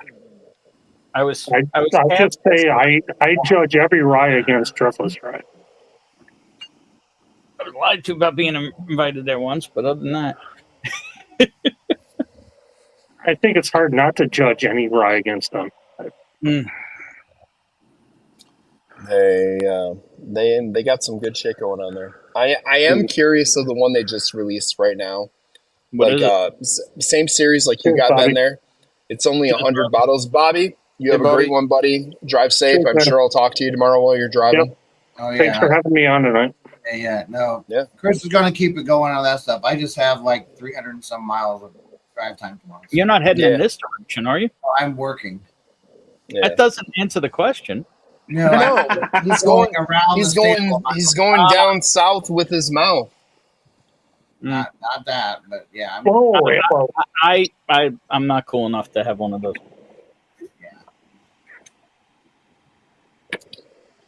Cool, Bobby. Love you, man. We'll talk to you See you, soon. dude. Love you, brother. See you Yeah. guys. Yeah, Bobby. good night, Bobby. Yeah, No, thank you for having me on tonight. No, Yeah, of all course. good. No, okay. So Yeah. so I can actually say this. So my favorite Iron Maiden album was actually Peace of Mind.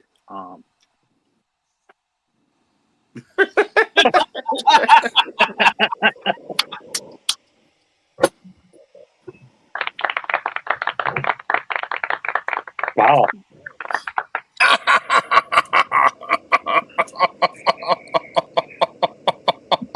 I love you, Zach. Doesn't feel like it right now. I've never done that before, and that was pretty fun. No, I've watched man, other people do it 100 times, and I've never done that, and Dude, that was kind of fun. Mid sentences, my favorite album was gone. That was kind of fun. It's not funny, man. Like that's important stuff, dude. I still love you. Important stuff, dude. I mean, Important stuff, man. It was, man. 'Cause- All right, so tell us your favorite Iron Maiden album, damn it. Come on, man. It was Peace of Mind. Like it was Peace of Mind, dude. It was so good. How is your peace of mind right now? You're on My solo. My Peace of Mind is actually very good. It will get better in about 3 weeks. Okay. So well, who do you get Fantastic. to murder? it's not. I just get to go to the moon and back. To the moon. It's It's like a crypto party. To the moon. You going to hang out with Elon? No. Well, it wouldn't surprise me if he did. Oh, there you go. You gonna go get methed up? Hey, No, Zach, do you think no. you can find me another 20? Possibly there may be some at Total Wine Okay. Nice. if they're still there. This might be So, one of the best things I've ever had. so Ben, that dripless pick right now, or not pick, but distillery only. It's 100 bottles. It was finished in a vanilla extract cask. Ooh, Oh, that's different. Wow, that's different. Yeah. That's why I was like, And it's do I bourbon take or the rye? drive up? It's a bourbon. How much? I don't know. How They don't far? say. It's like an hour and 20 minutes for me. Do we know anybody closer? Well, I can call Sharpie. I should probably call him and ask him how much, and ask him if it's worth a shit or not. Mm.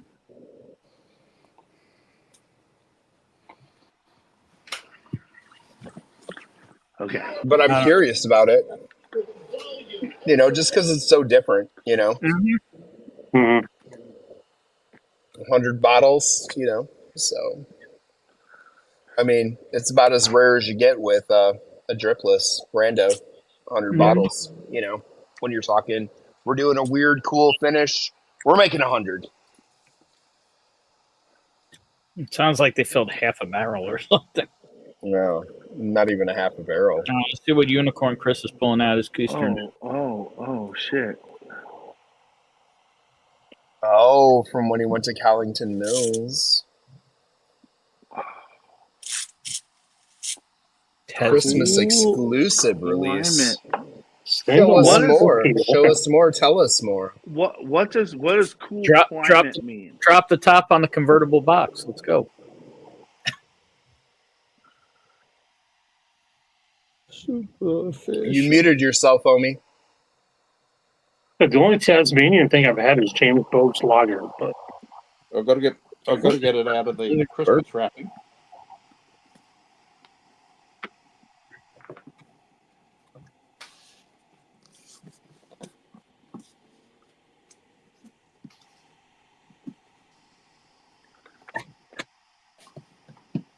Oh. Yo, what up, Rick? What? Rebel Boys Bourbon. That's Yeah. Rick. Oh, okay.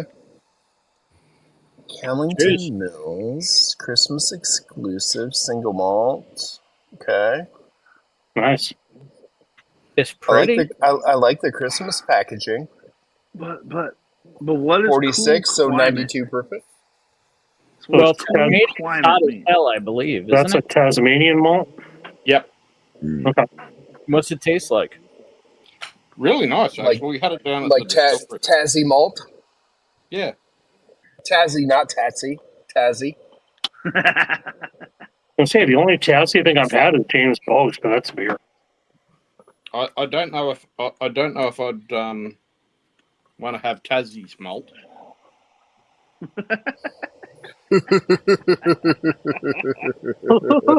Actually, Ben knows what I'm on about.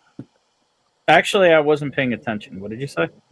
I said I don't know if I'd want to have Tassie's malt. Oh, I mean, I've done worse.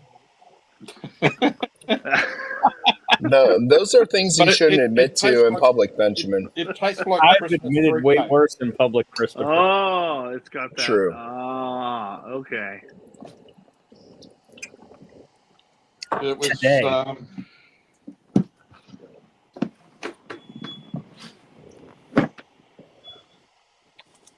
I can't remember which. I think it was done in a sherry. Actually, Australian Oloroso sherry. before I forget, can I actually plug something? Sure. Of course. Tomorrow night, 9 p.m. over on my channel, because I agreed to do it about a year plus ago. We're doing a fundraiser for juvenile diabetes. Yep. Over 30 bottles I know. are being given away. Yeah, all monies are direct to the charity. Everything is 100% tax deductible, and you could win a whole bunch of bottles, coffees, flights, you name it. Do There you you get go. it? Do you win a pour of that chessman behind you? That's if you visit New York, you get a pour of that. Oh, That's right. That's right here. Oh, that is glorious looking. That's the best $5 I ever spent at a yard sale. No, I bet. Dear Lord, I see the bottle. I see the bottle back there. I have the same empty bottle. Well, Mine unfortunately didn't have anything Chris, fun hang in it. on. This one's still full. Oh, you This dirty is the bastard. one in that bottle. Oh, well, I have the other one that you have sitting there. Mine had some residual in it, but not enough to be worth anything. You know a guy, Chris. It was worth a shot when I bought it because it was stuff you couldn't touch, and it still had the strip on it. But somebody had drank most of it, so. But anyway, Unfair. actually, if I could share the fundraiser for tomorrow night, you can donate now. You can donate at any time. Every entry counts. You don't have to be present to win. All that good stuff. Well, we're waiting for you here. We're waiting. I'm trying to bring it up. I wasn't ready. I mean, you're the only goddamn whiskey tube person with a figure skater in his background. It's Brian Boitano next to Brian's bowl. Yeah, I get it. I get it. What would Brian Boitano do if he was here right now? You know. Oh, Lord.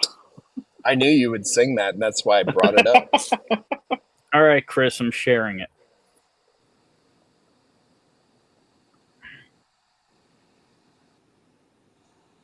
There you go. The title needs work, but you know, it gets the point across. Theodore's Pterosaurus is or Pterosaurus, I don't know how you pronounce it. Pterosaurus. Pterosaurus. The P is silent. Yes, oh my god! Don't say PETA anything, please. Not. Oh my yes, I'm aware god! of the problem would be. Wow. But that is ASMR Whiskey's son Theodore. That is his juvenile diabetes walk team. So yeah, that's tomorrow night. Cool. Nice. So make sure you go hit that up. You know, some selfless promotion for ourselves. If you guys are around, it'll be on Instagram. It'll also be on Roku TV. We will be on the Turnbuckle and Stogies podcast. Oh, yeah. On Sunday for the Sunday birthday morning. of the Marines. It'll be Sunday morning, 10 a.m. Eastern time, Zach? Eastern, correct? I thought it was. Is it Central? I thought it was 11 a.m. Eastern, so 10 a.m. for us. I thought it was 10 a.m. for us. That's what I thought. That sounds right. I knew it was 10 a.m. So my calendar would be Central. So yeah, 10 a.m. Central time.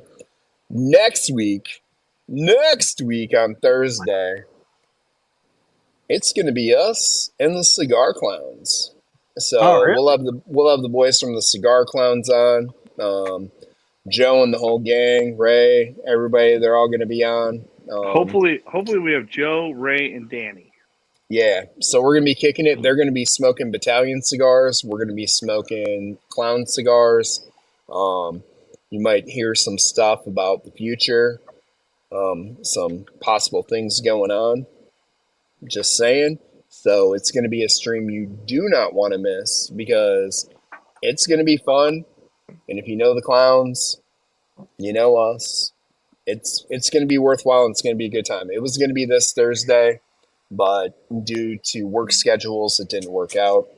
So next week, Thursday, it's on like Donkey Kong, man. It's going to be a fun time with Battalion and the Clowns.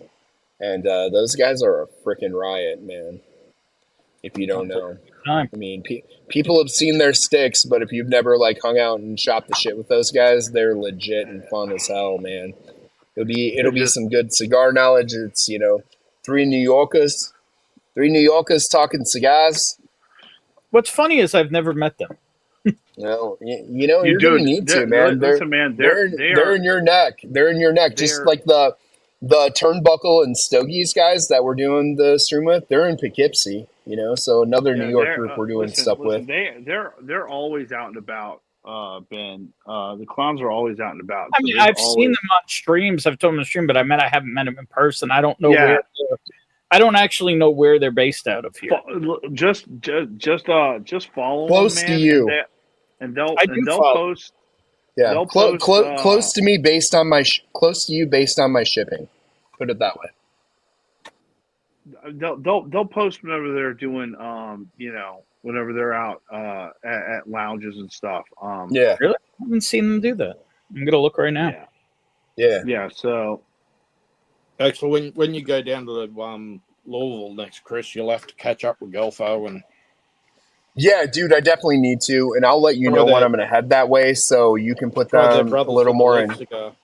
Yeah, a little more in touch with me, so we can shoot the shit with him and with your guy that just opened the lounge and stuff.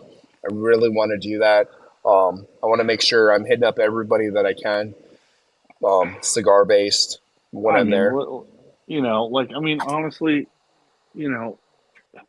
the clowns are like the clowns are our roadmap. Truthfully, listen, they've done some stuff. We've been able to learn from their mistakes. And not make some of that stuff. Not make some of those mistakes, but 100% those guys have been on board with us from day one. Oh, totally. Whatever we need, if we need this, we need that, we need to run something by. If we needed, they're just they're a group of great guys, and you know what? I mean, they started from seriously nothing, just a group of guys trying to, honestly have a better experience for themselves. And it turned into a regional thing, then it turned into a national thing, and now they're a full-on national brand. They paved the way. It was four guys. It was what, 4 or 5 guys? Was it 5 at the beginning? It was 6. It was 6 of them, Okay. 7 of them. Yeah, At the but beginning. it was them just going on and doing shit like this, shooting the shit, hanging out, getting to know people, talking about their passions, and growing a brand. Because why not? But that was one of the coolest things is if you found them back in like 2020 and stuff like that, 2019, 2020 in that area, dude.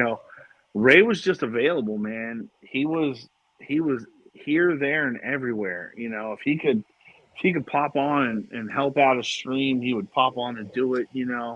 Anybody that was shouting the clown's name from a treetop, they were just like, hey man, we appreciate the support, and it was recognized. Yeah. And they really realized that the community made them what they were. So they haven't ever lost that portion of. No. I mean, Ray was on us. We were all watching the last game of the World Series. Yeah.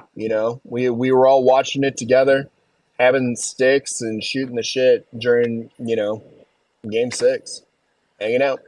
I mean, just Game 5.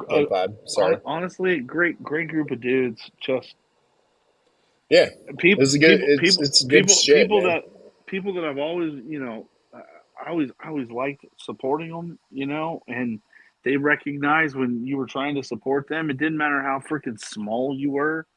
I'd be doing like small freaking Facebook lives, and Ray would just pop on. There'd be nobody watching, man. Ray would pop on, and I'd have freaking 20 people in there. You know what I mean? Like, yeah. Yeah, but it's a good thing. They're helping us. We're doing some stuff with them. There's going to be some cool crossover collab shit going on here in the future. I'll put it that far. But yeah, we're gonna have some freaking fun. So they're pretty rad, man. They are. Yeah. So if you know them in the cigar world or you don't, they put out good shit. Mixing them with us, It's going to be a good time, man. It's I going to be a mean, real good I mean time. the fact that they've had like collabs with like Tony Barrios, and Yeah. they've had AJ make their sticks, and they've had it was a tough time, but like I know that those guys got support. Like people like Matt Booth took notice. People like Robert Caldwell took notice of what they were doing. And I mean it was Yep. early on, and they recognized it, and they were like, yeah, Oh you yeah, guys are dude. doing it. You They guys, were the OG guerrilla marketing freaking cigar brand. they were the You know. cigar group that actually rose to being a national brand, Yeah. and like showed that there was actually a path from doing kind of what we're honestly doing now to like having a national brand. And without those guys paving the way, showing that smaller brands can have an impact, I don't know that a lot of people would have taken us as seriously in the beginning as we would have. So Yeah. we're just thankful for them paving the way. Oh, 100%. You know. 100%. So, we got a lot of good stuff coming up. There's Ben's charity stream, like you said, Friday. We got a Sunday morning popping on for, the heading into Veterans Day, honestly, but it's the birth of the Marine Corps, which Yep. is our background with Bobby. That's what the Ton, our latest release, is based on, the Ton Tavern. With us, it's called the Ton 1775 because 1775 is the birth of the Marine Corps. We can't call it Tavern because that is a trademark thing. That's why it's called the Ton 1775. And that is an honor to that. And that's why those sticks are out. So it's going to be great for us to showcase that, celebrate it on that day, then be out here with the clowns. We got some more distilleries coming on with us. I got a couple other groups that I've talked to this week. We really didn't get to talk about that earlier, but a couple other barrel groups and stuff, and societies that are very interested in doing some collaborations. I might have drank a bottle from one of those tonight. Hint, hint, fun. So that was kind of a mini what do you call that, Easter egg of the night. So if you're watching along, and the one that I enjoyed the most of the night might be that group. So Crayons, you know who I'm talking about. You walked out of the room, but one of the other groups I said we might be working with on a custom stick might be one of the groups I drank something of theirs tonight. You might have drank their stuff tonight as well. So we might have a fun collab going on with them for Something some with Chad custom or no? sticks. Yeah. Oh, that'd be awesome. Yeah. So we started the conversation on that. There's a couple other national groups across the country that I talked to this week that know what we're doing, that are interested. So I'm gonna go back to that rice now. yeah, buddy. How is the after getting all the baseball sticks out, like overall reception was good?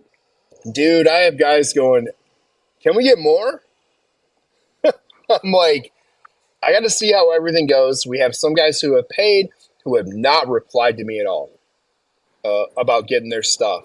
Like, I have messaged them multiple times about, I don't know how to get these to you. You need to contact me. So on the And screen, is that $200 for the year then? yeah, for a calendar year.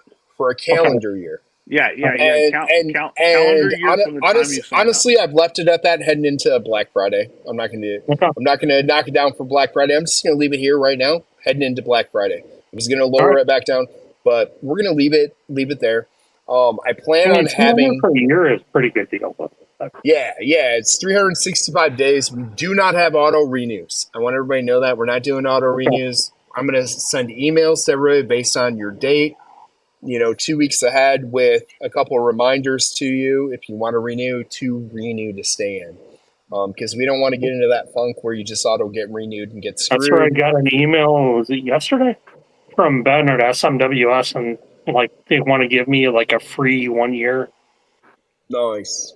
to renew my membership. I'm like, if you want to do it for free, yes. Well, the problem is they're not selling barrels or bottles like they used to.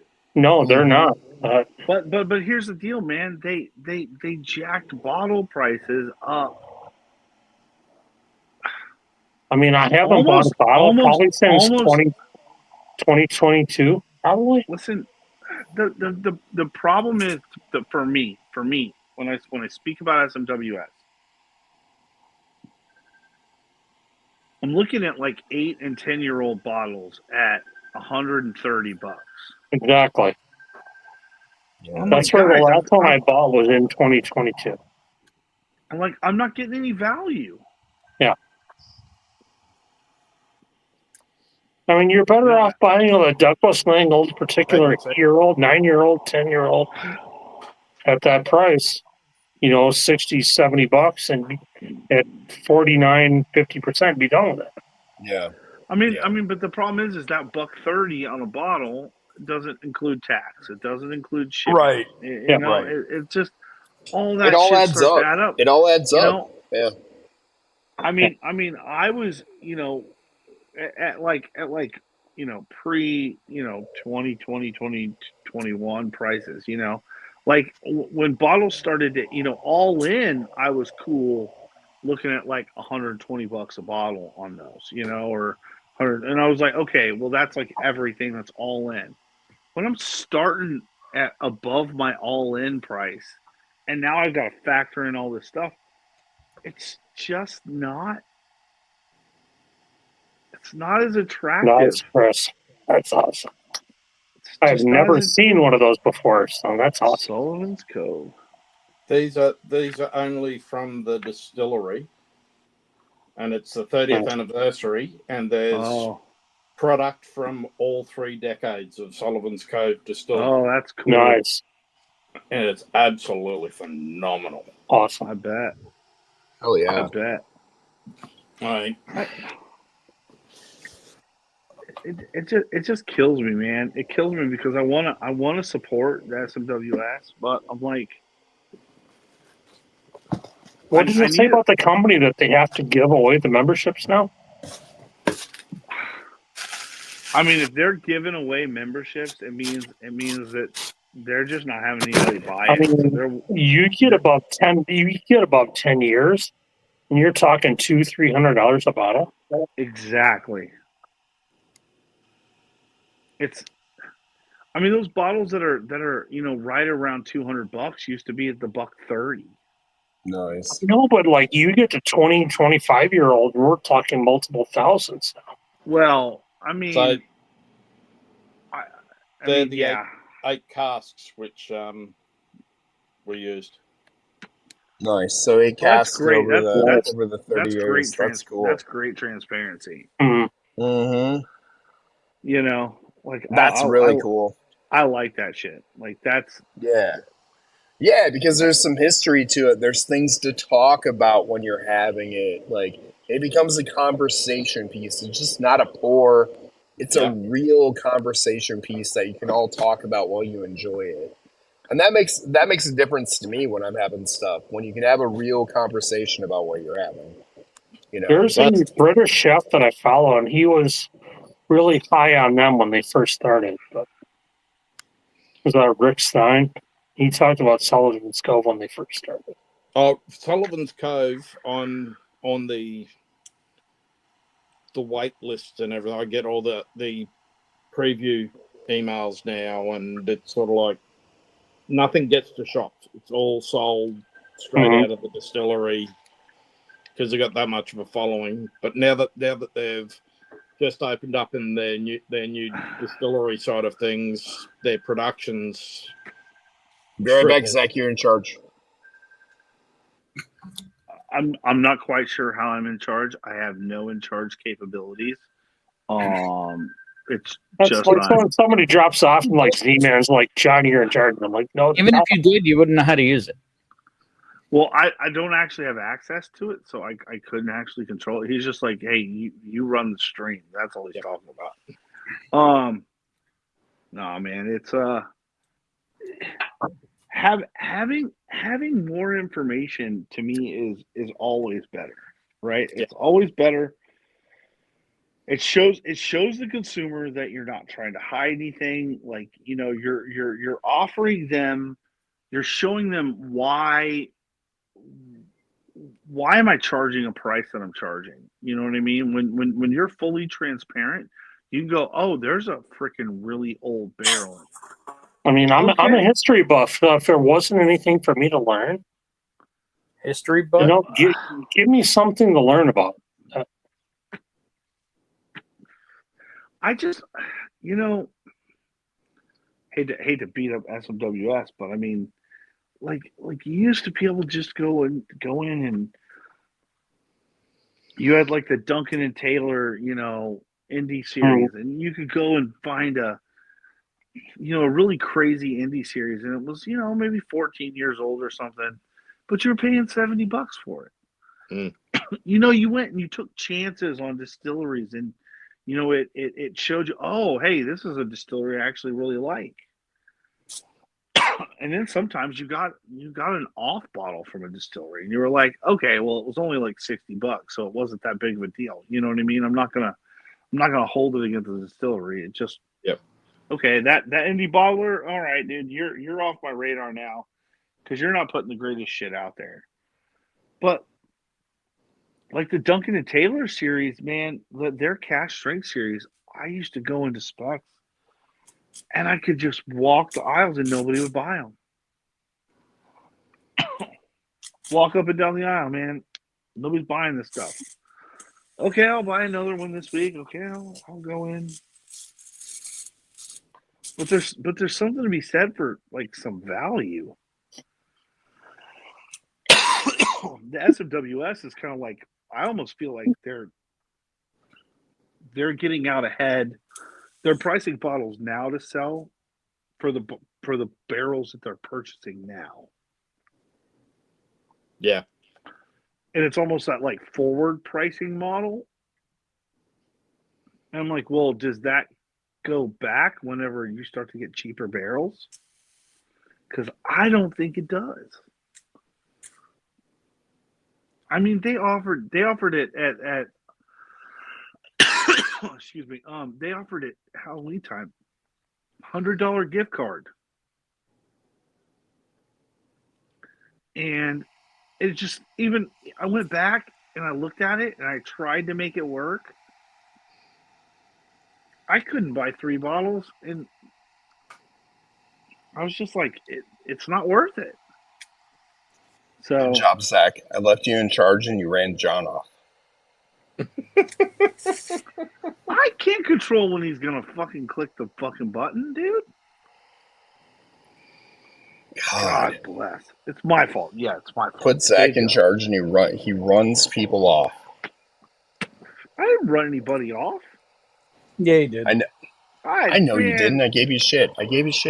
And I'm over actually trying to talk to the national brand ambassador for Sullivan's Cove, who we know, and because when I was down at the distillery, I tried a La Maison de whiskey pick of Sullivan's Cove, which was a car strength, and it was absolutely phenomenal.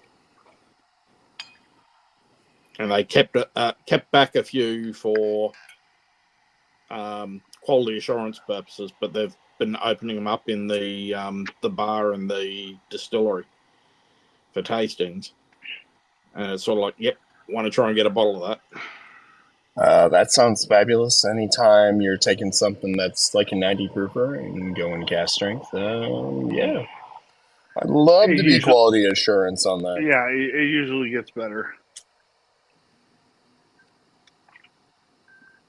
Yep, it absolutely does.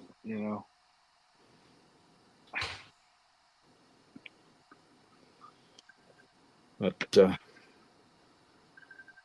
right, well, I'm going to have to drop off because I've got to start getting ready to go to work. All right, buddy. Don't work too hard. Don't work too hard. That's all I got to ask.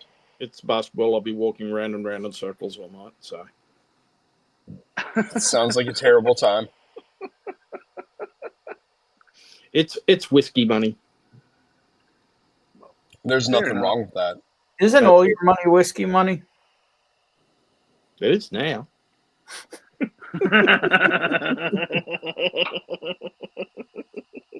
Fucking love it. Right, guys, take it easy. I'll talk with you all soon.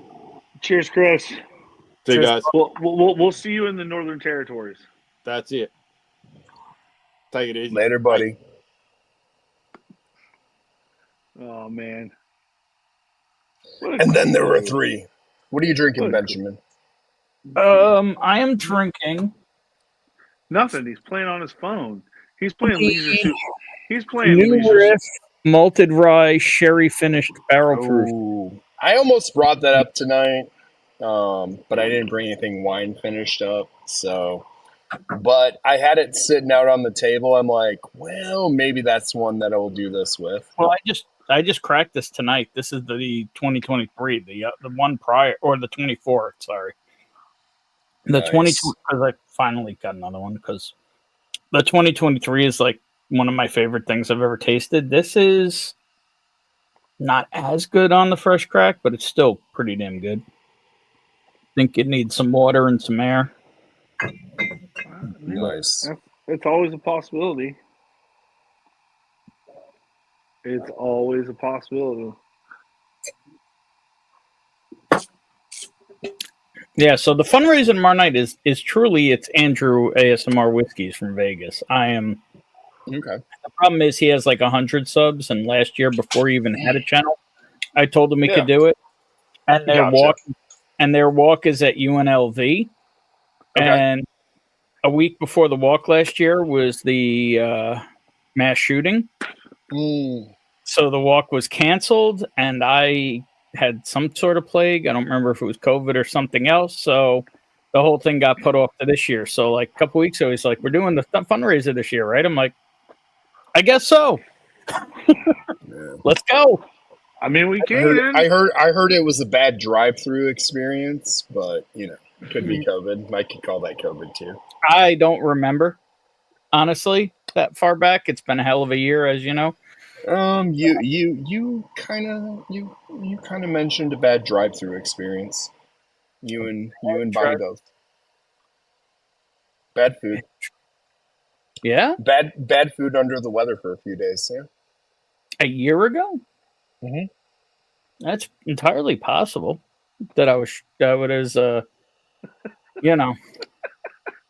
praying to the porcelain gods and Oh, dude, no.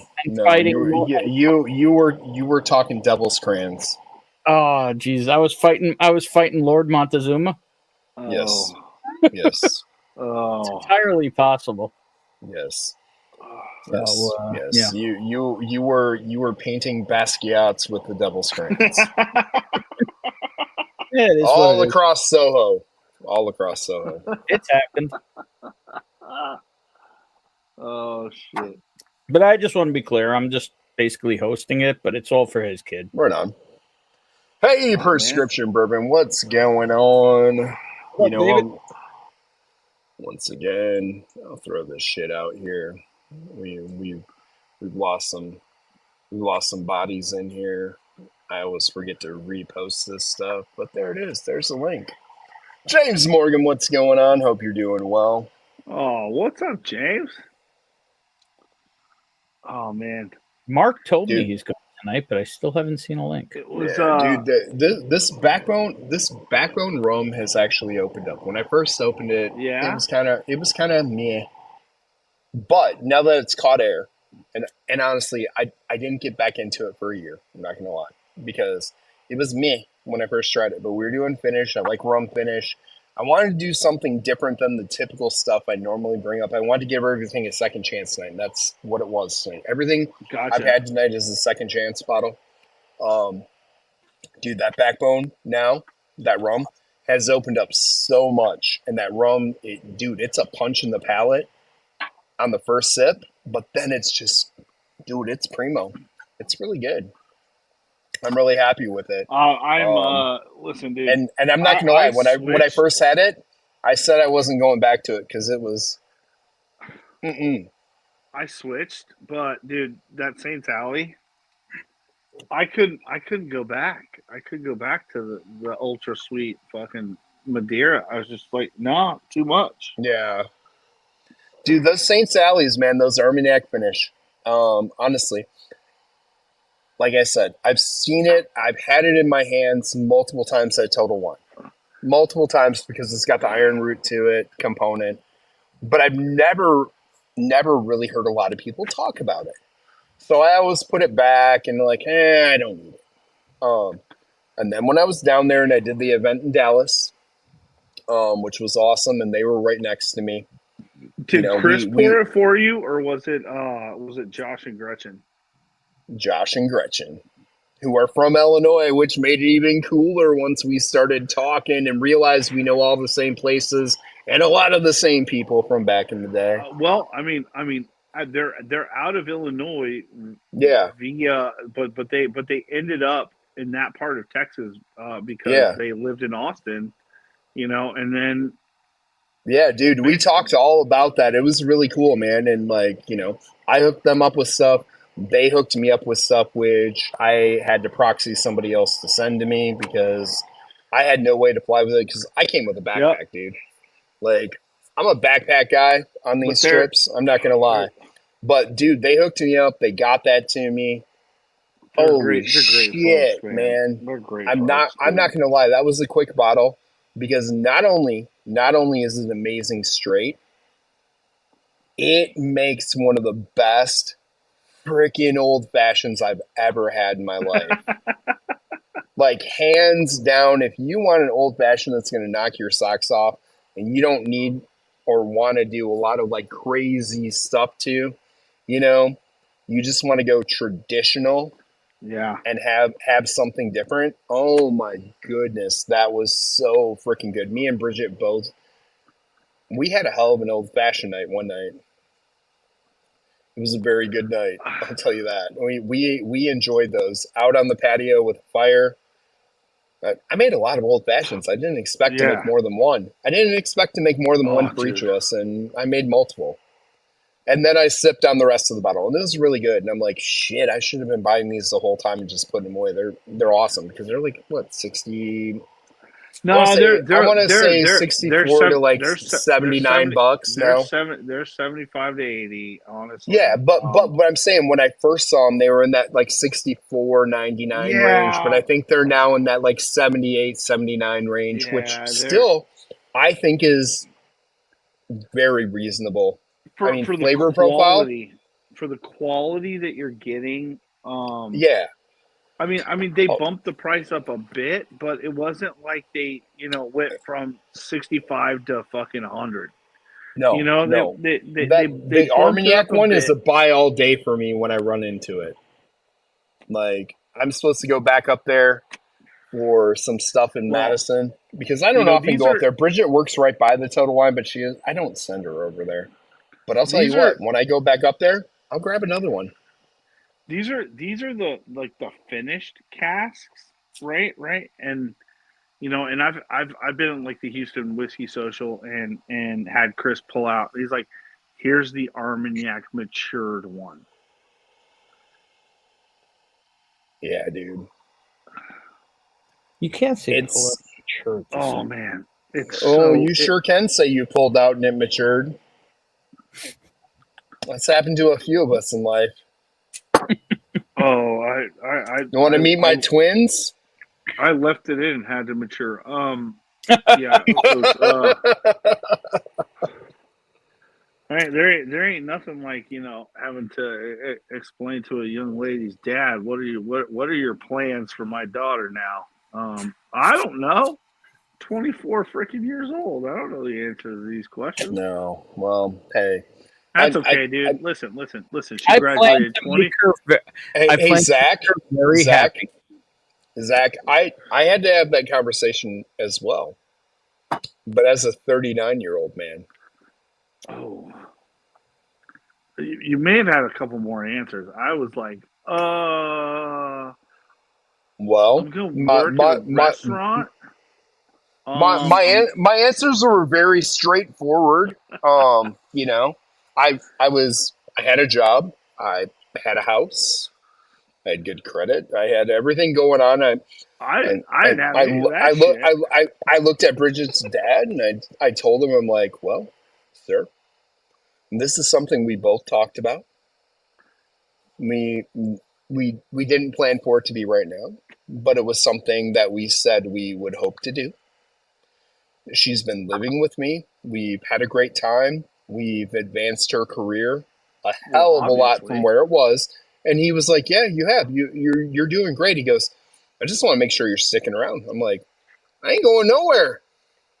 Yeah, like we were, and the funny thing was is, at that time we were like the first ones in all of our friend groups to like, have the kid. We were like that. We were like that Yeah. that first one, and it took Well, a couple of years. It took a couple of years for other people to catch up. You know what I mean? And it's kind of where like Zoe fit in a little more with, some of the friend groups having kiddos around the same age. But hey, yeah. man, listen, dude.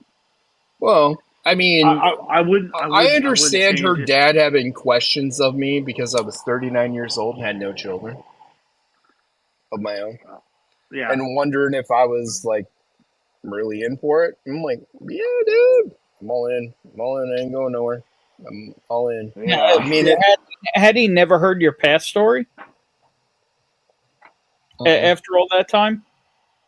no, he didn't know everything. I was going to say, if he knew that shit and he would even have the balls to ask that question. Oh, dude, I love hanging out with that man. He's a great man. I'm just saying though. I know my dude, and I'm just saying that he would have never had a question if he had known. That's all. Right. No, man. He loves me to death. He loves me to death. He contacts me and asks me questions about shit all the time, and I've helped him with his business, other things. I'm talking about back then. I'm not talking about now. Well, he knows now. Now. But as we got to know each other more, because he'd only met me a couple times at that point. But now that he knows me and we see each other every other weekend, we hang out a couple times a weekend. It's up, yeah, dude, we're legit, man. I love that dude. He's a great guy. Oh, listen, dude. I lucked out with in-laws. I love my in-laws. I didn't. My in-laws are fucking great. Like I didn't. I'm sorry. I mean, you just gotta, and I understand where he's coming from. He's looking at a dude who's 39 years old, has no kids. How old was Bridget? 13.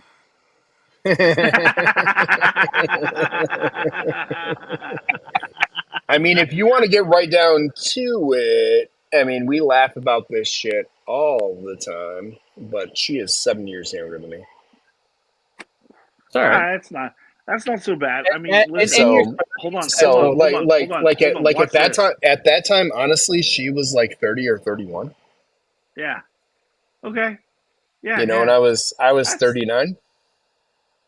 That's.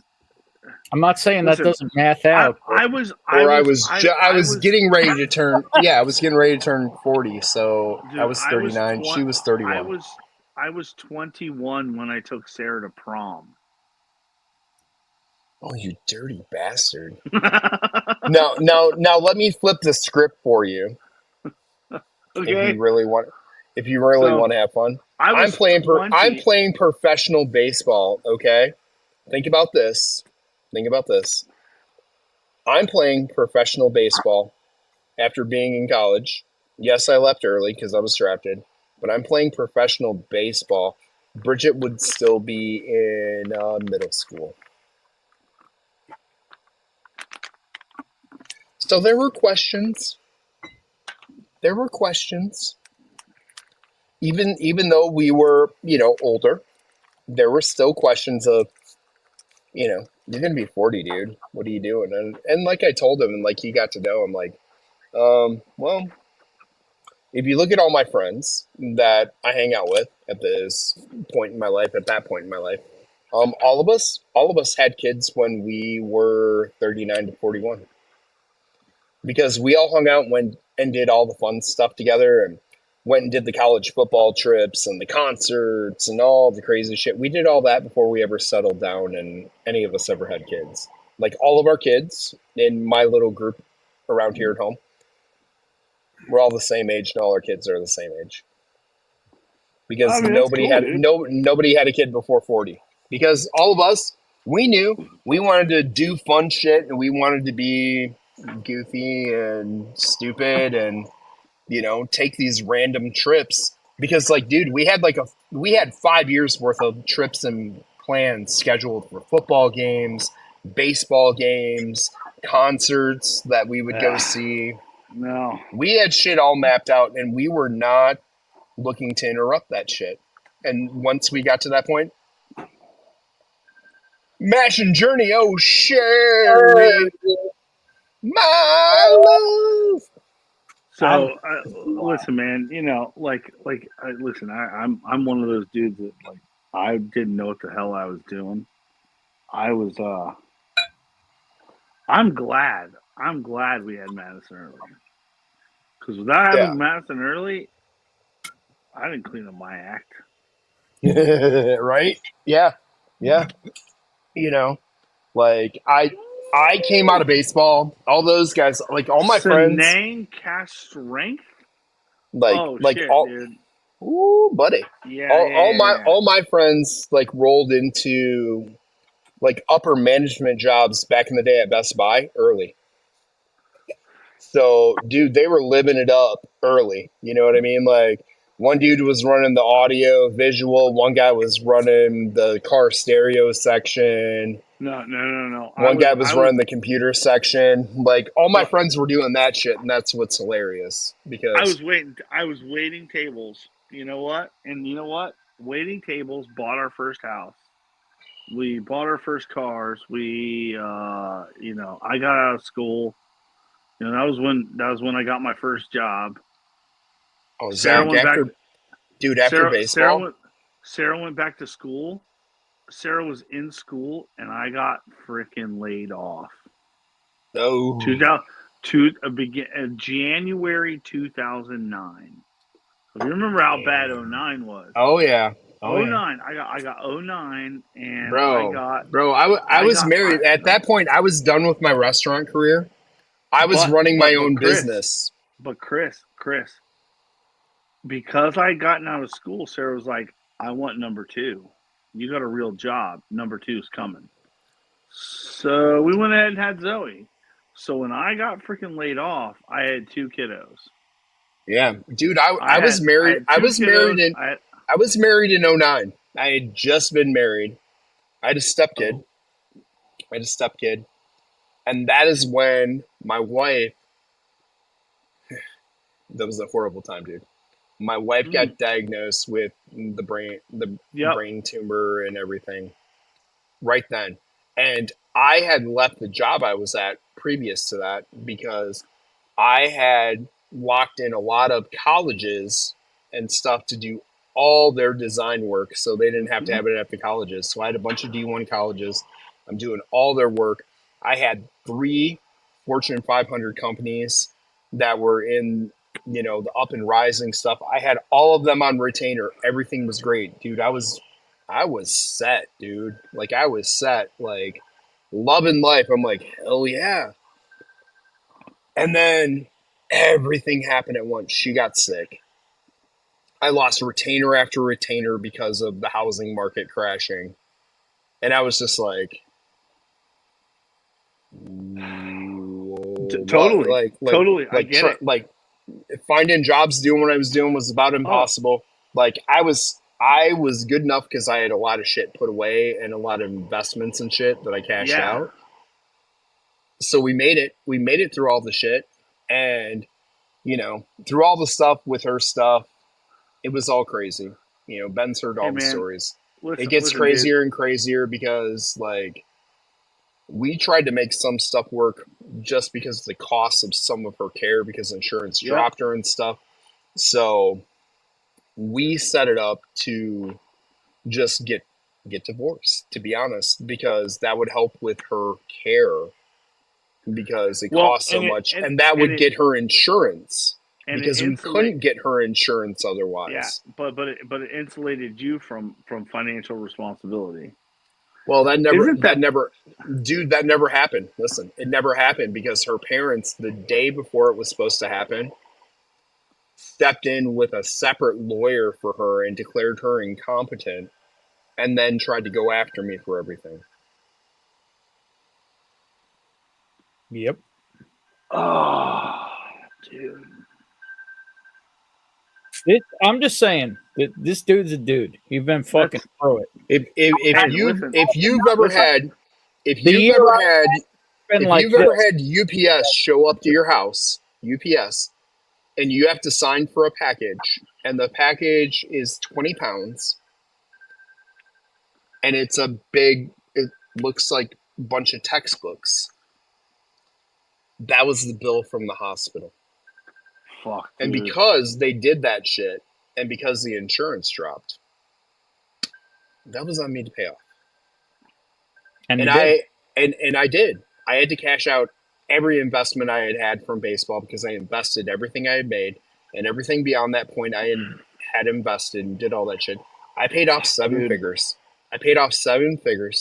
They drug out the divorce thing for 3 years on me, hid her from me because she had to go to a home because her condition had went so far that I wasn't allowed to take care of her anymore by the hospital, which I had done for 2 years because it got too far, and they're like, you can't keep doing this. How the fuck did the court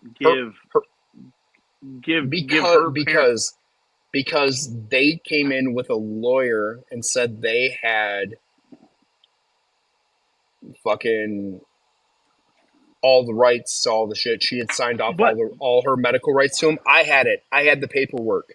It was all illegal. I was her power of attorney in every way.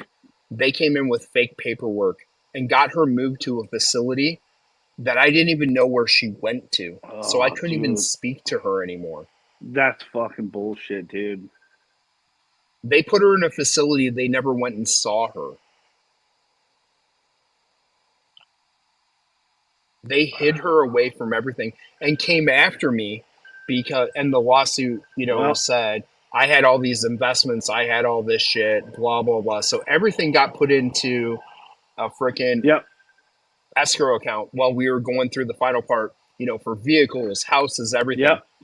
When we finally got done with the divorce after them not showing up for a single date at court, and 4 lawyers because they got dropped so many times because lawyers figured it out. The one lawyer, he came to me, he goes, dude, next time we show up, he goes, I'm going to finalize it. He goes, they haven't showed up. He goes, I'm going to finalize it for you. He goes, I've looked at this stuff. I'm just going to finalize it. He goes, you don't need to go through this no more.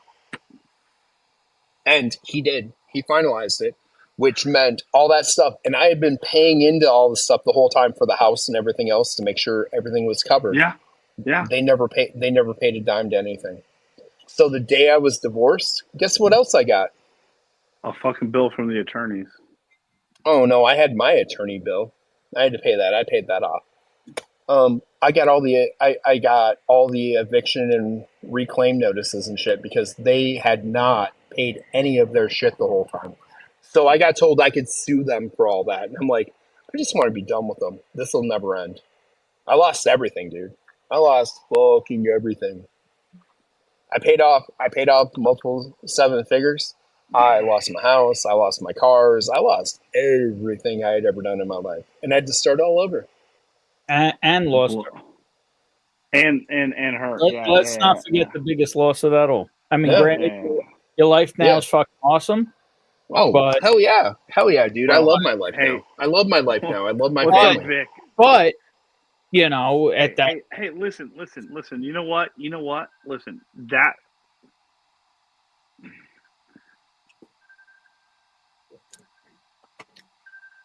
She never. You and I both know. That was never her doing. No, never, dude. Dude, she regardless, used to call me. She used to call me. She used to sneak regardless, and find ways to call me regardless and of all the ask me bullshit. to come get her and ask me to come get her because the only reason she signed some paperwork for her parents is because they told her she wouldn't have to stay at the assisted living facility. They would let her come home. And they never brought her So, home. They so, took her somewhere where she could never do anything. well, you know what? I'll tell you this, dude. There's a special place in fucking hell for those people. Oh, it'll be coming, And dude. and It'll be coming because and me and Bridget went to the funeral. I was with Bridget by the time it got to that point, and her daughter is, still my stepkid. I still talk to her. I was about to still ask, talk to her. is there Still still a talk to her. relationship there? She got a hold of me to let me know. And we showed up. And Bridget was pregnant at the time. We showed up. And the whole room just stopped and stared at me. And I was there and I had no remorse, bro. I had zero remorse. I did all the right things. Then people were looking at me and you could hear them mumbling and saying shit. you know that they had spread a bunch of bullshit about you. Oh, so right. And her daughter heard people talking while I was there with Bridget, and she fucking stomped on it and said, "My dad, Chris, never did my mom wrong." And she said that in front of them. They didn't even say anything to me. They didn't even look at me when I went and paid my respects and shit. And a bunch of people came over to talk to me, and they're like, "We just heard all these stories." I'm like, "Not real, man." They're like, "Chase has told us." I'm like, "I did what I could. I'm the one that was sending money and shit to put on her account and shit so she could buy random stupid shit where she was at and stuff. They weren't doing any of that shit. But I wasn't allowed to go there. Every time I went there, I was met by security and the cops would show up and ask me to leave. I wasn't allowed to see her or talk to her unless she had somebody like Chase that would show up and give her the phone and let her call me. Because I still cared about her even though everything went the way it went. Well, I mean, she was less than a shell of herself. Don't get me wrong. Of course. But, everything it got so bad, she didn't have much of a memory or anything else. But still, I'll tell you this, dude. She knew I never gave up on her and shit. Oh, dude, that's.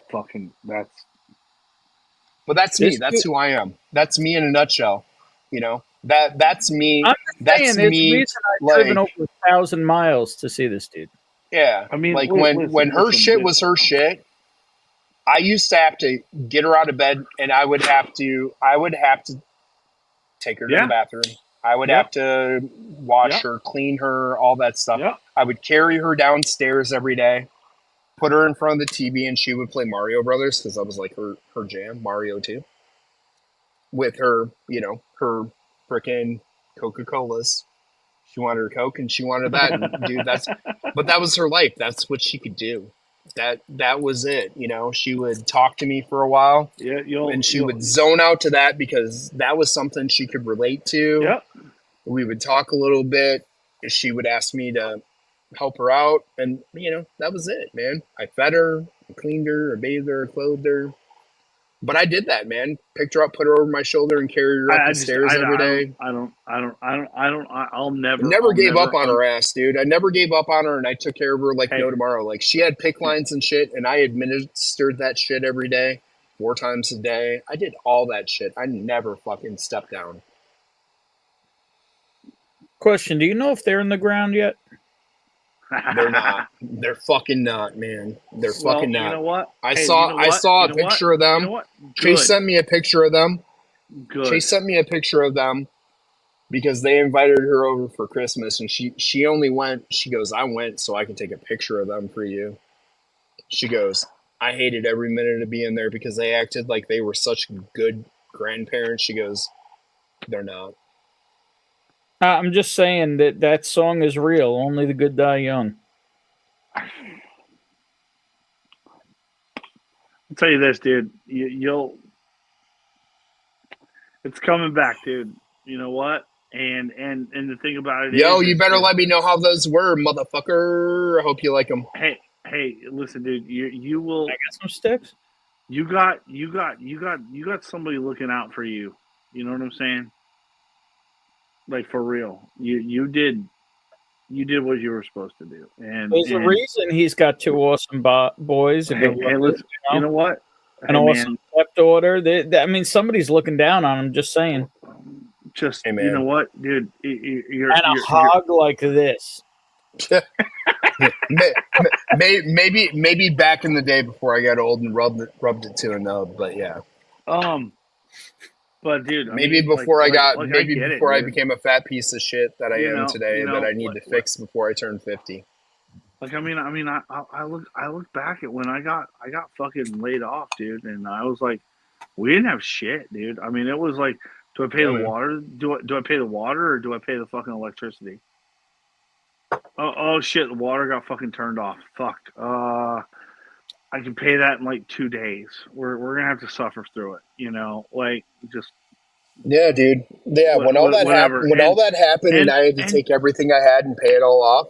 And I know, I went through that shit. I did my design work, and I worked so many odd jobs, dude. I worked so many fucking odd jobs. Oh my god. I'll tell you this, dude. You know, I wasn't able to fucking splurge on birthdays. I wasn't able to fucking splurge on Christmas. Like I didn't have any fucking money. Yeah. You know, I didn't have any money. Dude, when I tell everybody over my life that I climbed to the top of the fucking tree, bro, but when that tree branch broke, I fell down and hit every fucking branch on the way down. I did, dude. I did. But at the end of the day, I know I paid for all of it. I paid it all off. Chris, I do want to point out nothing over my head. We are still alive. That's all. I don't care. I don't really care. But you know what, dude? What I did is what I did, and I did everything the right way. You know, Frank Sinatra did it the right way, baby. I look back, and I go, you know what? We didn't have much, but you know what?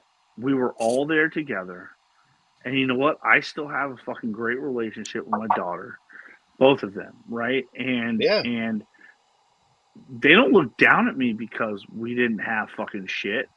No. And you know what? My girls aren't fucking materialistic. And you know what? I'll tell you this. Madison fucking is a great her view on money and what she does with it. Holy shit, dude. I'm like, baby, don't make the same mistakes we did. Yeah. Do this the right way.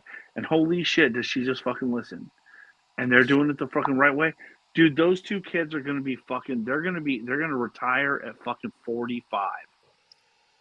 They're gonna retire. You know what?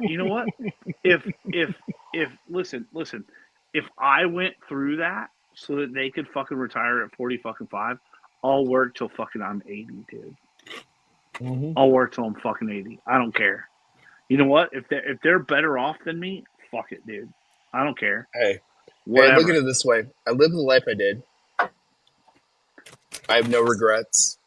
I wouldn't know any of you guys otherwise, because when I really got into this shit, you know, I was at 42, 43. Fuck, I would have been retired by 45 where I was sitting the way everything was going. If I wouldn't have to do all that shit. Yeah.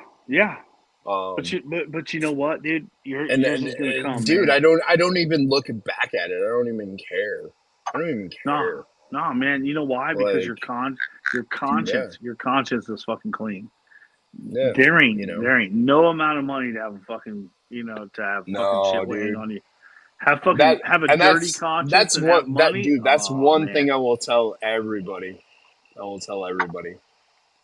I've been at all the different spectrums of everything. There are things you can't buy. Okay. And I'm gonna preface this here. So, like, like I've got asked about it and stuff. Even at the company I work for now, like you know, when I was working in the office all the time, and I told them that, hey, I'm not going to be until 8:30, 9 o'clock every day. And they're like, why? I'm like, because I'm taking my boys to school every day, and I'm leaving early every day, and I'll finish up from home. And they're like, well, why? I'm like, because I get to spend 30 minutes every morning with them with no TV, no nothing. It's me and them waiting in line to drop them off. Yep. And I get them being real with no phones, no internet, no nothing. Just time with them joking around, being goofballs, hanging out with dad. I get to pick them up. I get to ask them about their day every day.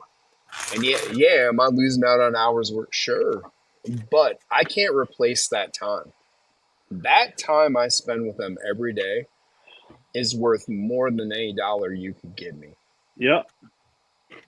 You know, it really is. And that's one thing you learn. Like I've learned it. Like fuck, I had it all. But I learned that my time with people and the people close to me is worth more than any amount of money I could be making. And that's why friendships mean so much to me. That's why time with my kids means so much to me. And I will stop everything I'm doing and tell people I can't do shit because I'm going to hang out with my kids. I don't care because you don't know. You don't know how much time you got or anything, you know?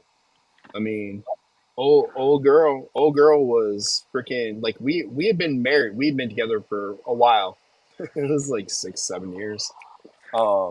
Before we got married. We got married and it was right about a year into being like married that she got diagnosed with this shit.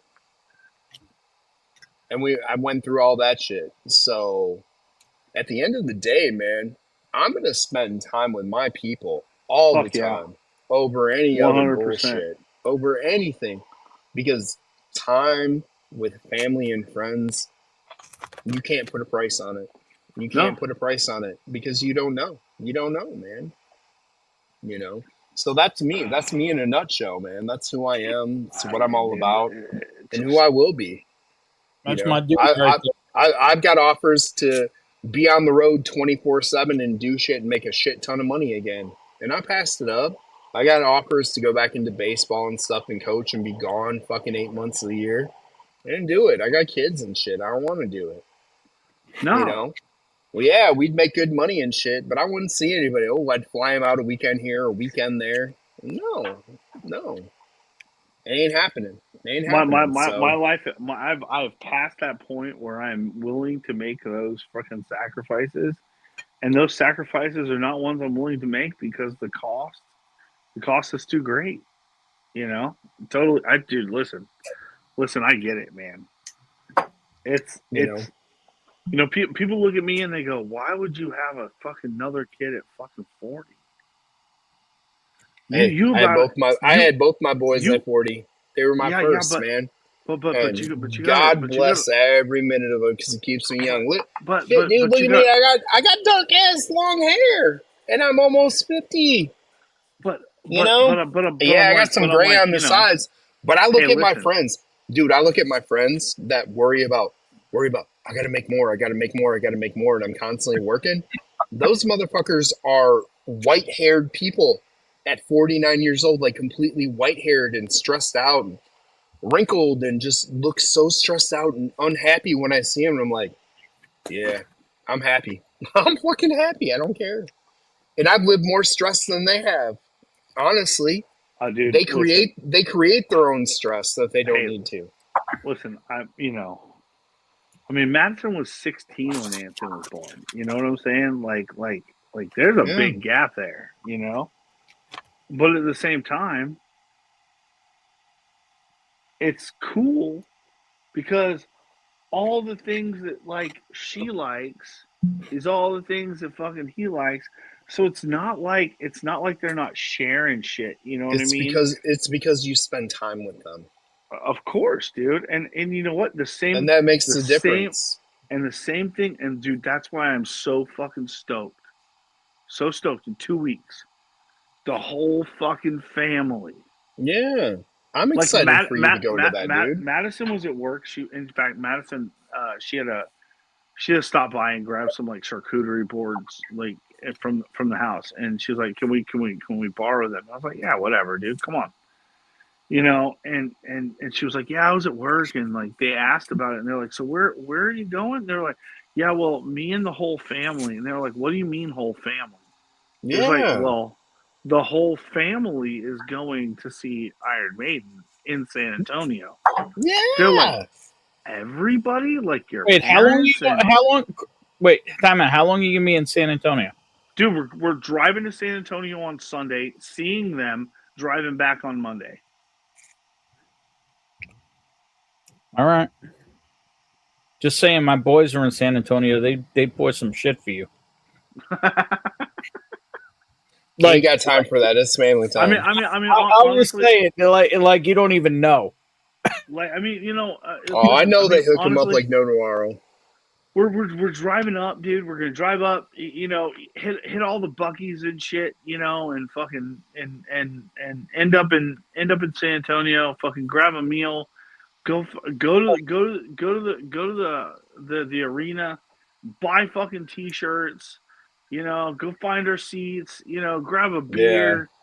Freaking, dude, Iron we Maiden's did gonna that. come We on. did that with Iris for the volleyball camp at Louisville. Just to see Anson up there going, yeah, like Yeah. singing along to his favorite fucking song, along with his two sisters. Oh, Zach, dude, it'll be legit, dude. Like we took Iris to that volleyball camp. We took the boys to do stuff during the day, but then we planned for that the cave ride on the horses for the kids and stuff. But where we were staying, I realized that there was a new Buc-ee's that was only like another 30 miles down the road. So when we went down there, I'm like, we're going. So we took them there, and they all thought it was the most amazing thing because they see it on YouTube, and all the kids are like, oh, Buc-ee's. We see it on YouTube. This is so cool. So they bought all the stupid Buc-ee nuggets or beaver nuggets and shit. Yeah, beaver nuggets. Yep. Me and mom got sandwiches, and I'll tell you the goddamn brisket sandwich that has all the other meats on it too. Well worth the $12. Yeah, well worth the $12. Honestly, I actually still have to post it. I recorded my first. Bonnie actually recorded my first Buc-ee's brisket sandwich. Oh, well, dude, I did the brisket, but the one with everything. Well, I did all the smoked meats. Breakfast. Oh my god! I did the legit just brisket the first time. It was worth it. It was fun, man. Yeah. Our home brisket's better. Yes, but the next time you're there, Zach, they still talk about it. They still talk about it. I get it. Listen, I get it. But the jerky, their homemade jerky, dude. That Bohemian, we got the jerky. We got the jerky, and we did the fudge sampler thing. What else is good? We did the fudge sampler thing and the jerky. We let the kids all pick it out. Yeah, dude. We did the whole bullshit. I spent way too much at fucking Buc-ee's, dude. But it was something they wanted to do. It was something they all wanted to do because they'd seen it on YouTube and all their favorite little influencers going there and shit. So we surprised them and didn't even tell them. They were just like, are we there yet? And we pulled up and they're like, oh, you took us to Buc-ee's. Like, dude, it was 60-some miles out of the way, round trip. But we did it. I could have cared less. Dude. Hey, I loved every minute of it. Hey, I came to the dugout. That shit was like hundreds of miles. Oh yeah, I know. I mean, listen, man. I'm That's spoiled. It's just the fun. It's the fun shit of it, but it's family stuff like you're talking about, and I'm talking about. Dude, taking your family to have those experiences all together.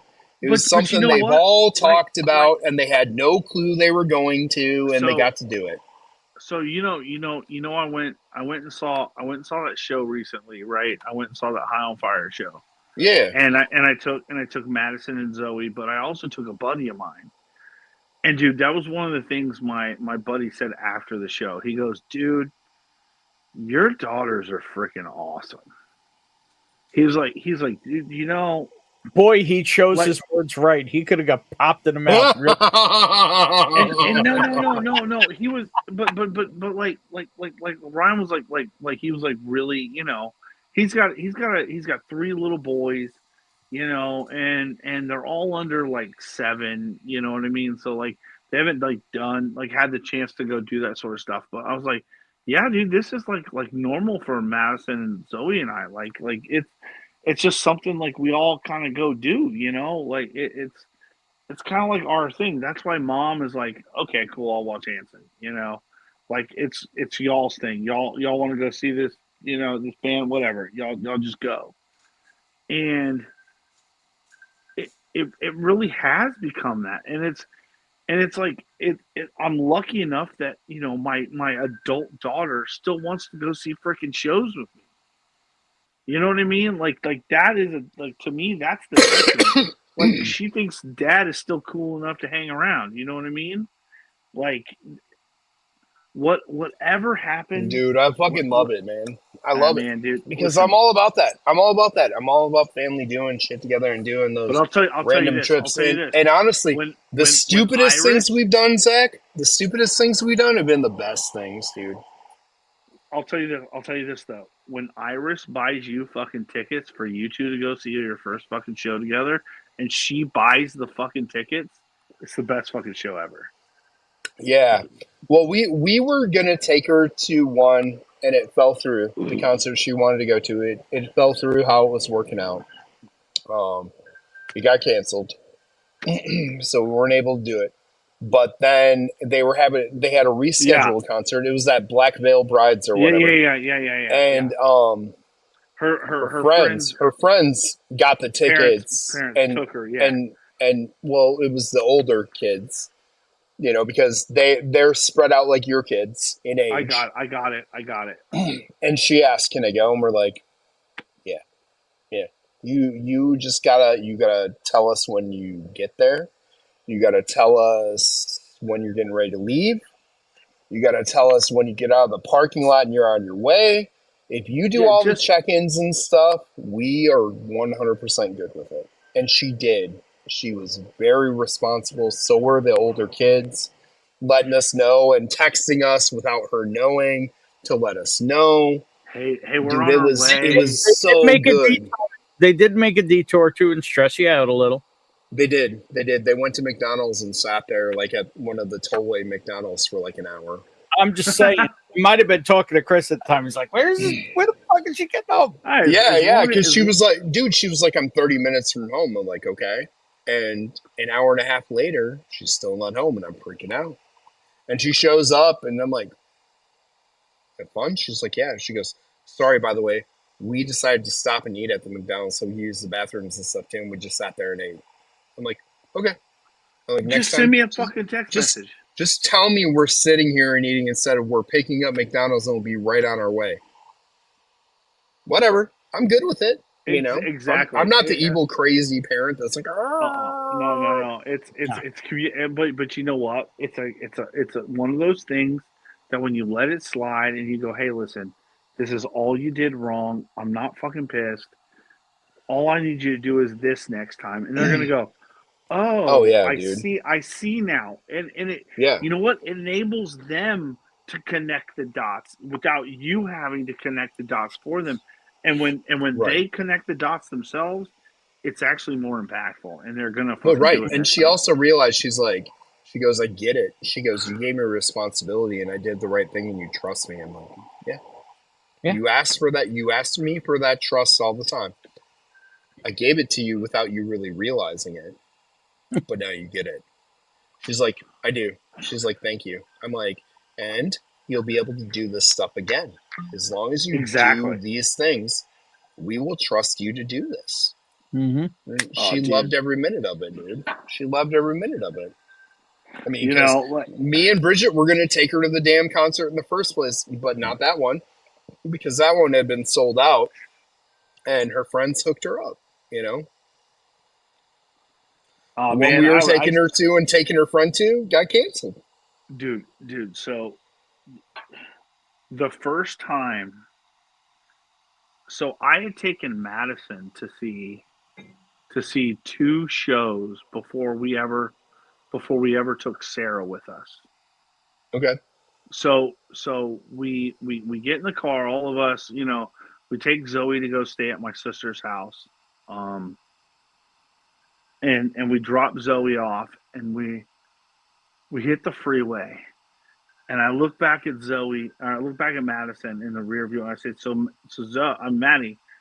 I'm like, hey, you ready for those rum and cokes? And mind you, at this time, Madison's probably 12 years old. My wife is freaking out in the freaking passenger seat, okay? She's like, what? Maddie's like, yeah, Dad, you know I got this. You know, like Maddie's playing along. My wife is Love freaking it. out that I have been fucking feeding rum and cokes to my freaking daughter on these on these shows, right? Right? So my wife is like, huh? What? Maddie couldn't contain it. She just busts out laughing. You know, she just dies. Legit, dude. She just dies laughing. She's like, Mom, I can't even believe that you would believe that shit. She's like, you assholes. Like, I don't even know. You know, she just got mad at us. And we were just, Madison and I were just fucking laughing. That was, that show was fucking Clutch and the Sword. Oh, dude. That was a fucking show, man. That was such a great freaking show. It was. And then Ben has to show the hero of the night. Oh, hey, man. Anybody need a light switch cover? Oh,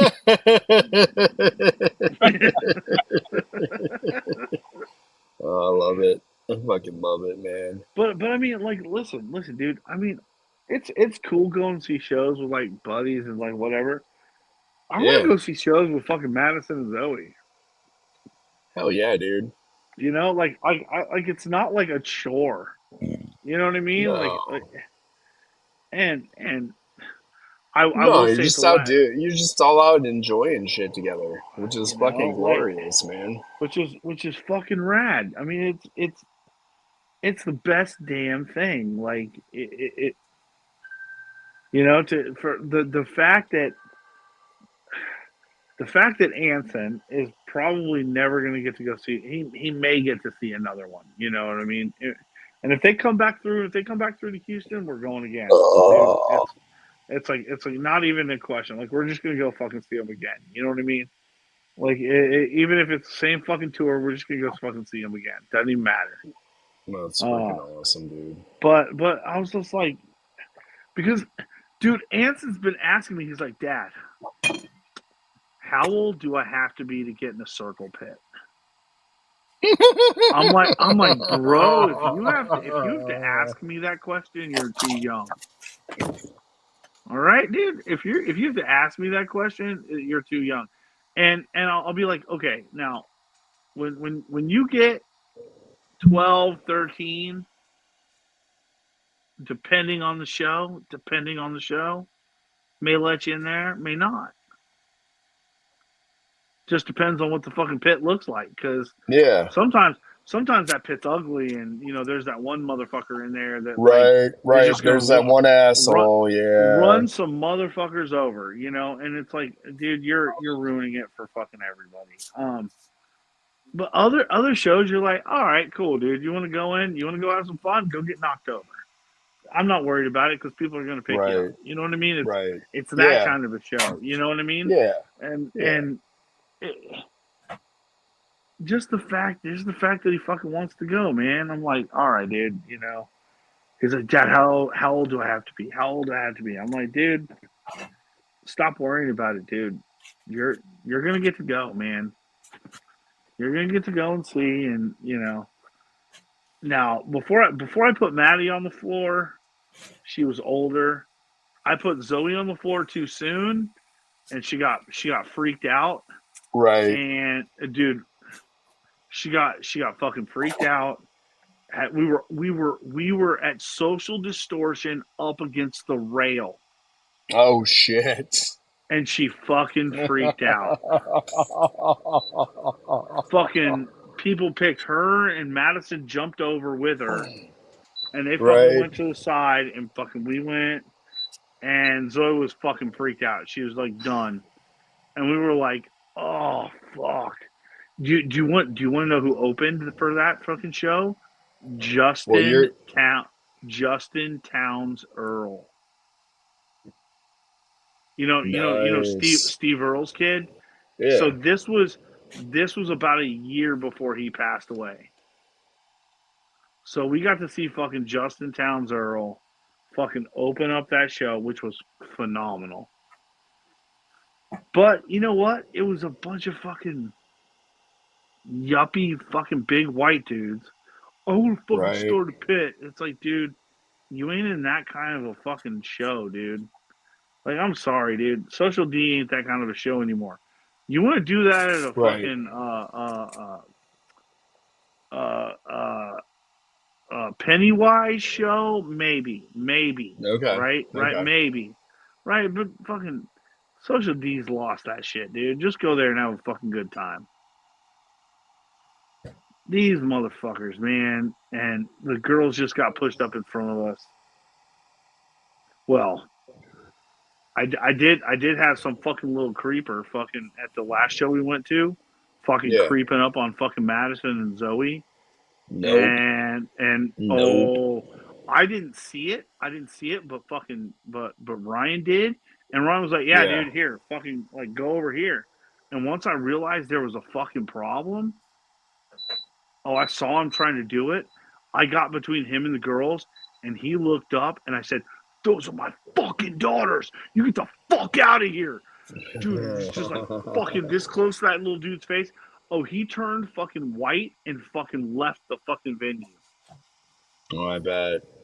Yo, whoever was trying to creep in, dude, I'm all for letting anybody in. But you gotta let me know who you are in the comments, or let some of us know if you're not gonna show your face. Otherwise, it's not happening. I'm not letting somebody show up with no camera. With And just with dudes in action. Yeah, we've all seen that way too much. So yeah, well, we know all the tricks, dude.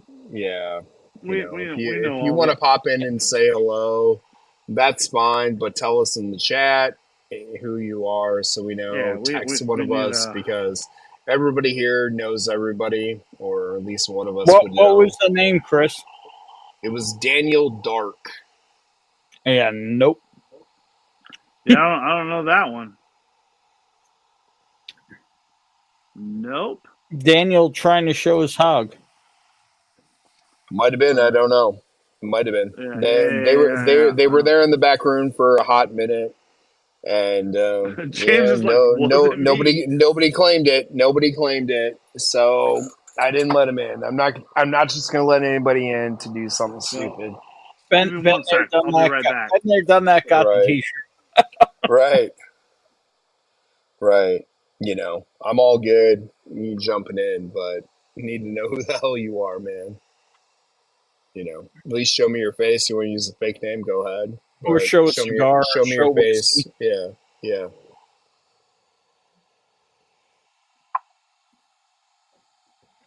Yeah. No, not floating down that river of somebody broadcasting some fucked up shit and fucking up our account or our stream. Not happening. I've seen it happen a lot. Yep. Not going down that road. But we got some more people in here, so just so you know, we will be live on Turnbuckles and Stogies. That is a wrestling and cigar channel, Sunday at 10 a.m. Central Time. Sunday. On Instagram, I believe it will be YouTube, and it will be on Roku TV as well. They have a Roku TV channel. Next Thursday, we will be live with the Cigar Clowns, talking about some stuff we're dealing with them, possible collaboration, all kinds of fun shit. But it'll be the three guys from the Clowns, and us will be smoking clown sticks. They'll be smoking battalion sticks. We'll be talking shop and possible future things. So make sure you tune in next week, 8:30 Central Time for that. That was going to be this week, but work schedules didn't work out for everybody. So we got some exciting things coming up. I just wanted to promo that again while we're sitting here talking about a little bit of everything. Oh, Ben, you gonna crack that? Crack that! As drunk as I am, no. Crack that! Soon, You yes. want some more? Crack that! You want some more? Crack that! You want some more? Crack that! Will I soon? Yes. Will I hammered crack it right now? No. Well, what's next pour, man? What is your next pour? What are you gonna pour? Pour something good, man. I don't know. I'm watching Mark pour Maker's Mark into a barrel. I'm really confused. Hey, man, some people want to age that shit a little more for no good reason because they ain't gonna get no better.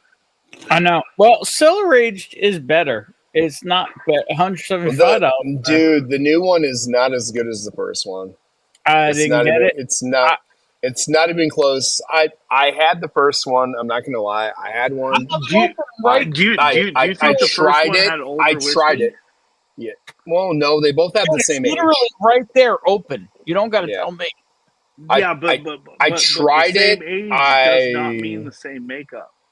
Right. I tried it. It is the best Makers I've ever had. Yeah, it's good, but for me, in all fairness, y'all know I'm not a weeder. I'm not a wheat guy. So I tried to pour when I had it, and I converted it to something that I liked. That was a fair, even trade. For somebody who was a huge weeder fan, who was one of my guys. Yeah, dude, I'm gonna give you that. You give me something I like, and he's like, I got something you really like. I know you got that bottle. I want that bottle. I'm like, fair, have it. I've tried it. It's good. It's really good, but it's not something that's like that. I'm like, ooh. Like, is it a better Maker's Mark? Hell yeah. Yeah. Is it mind-blowing Makers? No. I was offered it's just really good Makers. I was offered this year's for $210, and I walked away. I think that was a good. Yeah, it was a good not purchase. Well, I tried this year's too, and it's not last year's. Yeah, and last year's at 170 was still hard to chew on, but I did it because it was. It's the OG. It's the OG. And I got to try it first, and it was interesting. It was good. Yeah. You were the one that tried it first. I had it. I got a pour from somebody else. I'm like, okay, I'll do it. I tried it. I'm like, man, it's good, but it's not something I need to have. Oh, we lost a bet on that. Not. There was no value in it. No. I can understand taking a chance on the first one. David hit it on the nose, dude. Right here. The larceny barrel proofs have really come around, and at that 55 to 64.99, they're fantastic. I like it because it has more of a bourbon profile than Hold a on. weeder profile. Hey, look at the comment. The other comment. Oh, okay. Out of the darkness, Daniel with dark. Trying to come in, but Google had my cam and mic blocked for some reason. Okay. Well, dude, if you try to, you try to come back in. I'll add you. It's Gentleman Cigars. He's good. Yeah, I saw that. Yeah, he's all good. But like I'm saying, unfortunately, we've had people show up and play gay porn and shit before. I just can't let somebody when I don't know who you are and there's no camera. Of course. I'm not a hater in that way, but we've had that happen. I had that happen on my Big League Bourbon channel. I just can't do that. And Ben's had that shit happen. So, if you want to come back in, dude, you're in. You're all good, dude. Look at that. Freaking some pan style pizza. Sicilian Corner style. It looks like grandma's pizza. Like she made it on a sheet pan. Sounds like something some bullshit motherfucker from Texas would say. Sounds like some bullshit some freaking dudes from New York would say about Long their Island. Their grandma's making freaking pizza on a sheet pan. Hence grandma's pizza. Well, James Morgan just called it pocket pizza. Ooh. It ain't Detroit style, baby. That's pocket pizza. Because we didn't pour the sauce over so it burns the living shit out of the sides. Like, I have no problem with some deep dish pan pizza. But I had that Detroit style and the whole pour the sauce over the sides and burn the sauce to the sides. Not my jam. From Chicago, it's just a different thing. Well, but then you've got like Chicago's tavern style, which is like thick crust. It's like thin crust all the way out to the edge. We have the best of all worlds in Chicago. We got the deep dish, we've got Chicago style, and we got tavern style. You can't go wrong. You pick your poison for the night. I've been like watching videos and like trying to figure out. I was like, okay, who has like the easiest freaking like dough recipe, right? Kind of no frills. Obviously, whoever's pizza tastes like shit, they got the easiest dough recipe. I don't know that's a true statement. You know what I mean? I think as no, I do know that's a true statement. Yeah. Hey man, I put my time in waiting tables just like you. Made a goddamn fortune doing that at a Japanese restaurant. Don't get me wrong, but worked at plenty of Italian restaurants growing up that are family friends and stuff. Dude, there's a huge difference when it comes to making dough and making it the right way. It's got to be the right way, dude. It's got to be the right way. There's always shortcuts. Yeah. And there's a lot of them. There's always a lot of shortcuts when you've nailed it on the long cut. Yeah. There's not shortcuts when you haven't taken that journey to get it right first. Then there is no shortcut. Oh. That's a fair statement. That's a fair statement. I'll buy that. Anybody who says I'm going to take somebody else's shortcut, they get fucked. Yeah. Fair enough. Yeah. Fair enough. Whether it's hiking, whether it's whiskey, whether it's pizza. Well, I mean, I've seen people, basically like instead of water, like they'll use a beer, right? And shortcutting a little bit because it's going to be different. The texture is going to be different. The cook's going to be different. Beer pizza. Well, yeah, you got to think about it when you're using the beer. You're adding a different yeast that's going to affect it a little bit, but there's also sugar. There's also other variables going on. Just like beer bread.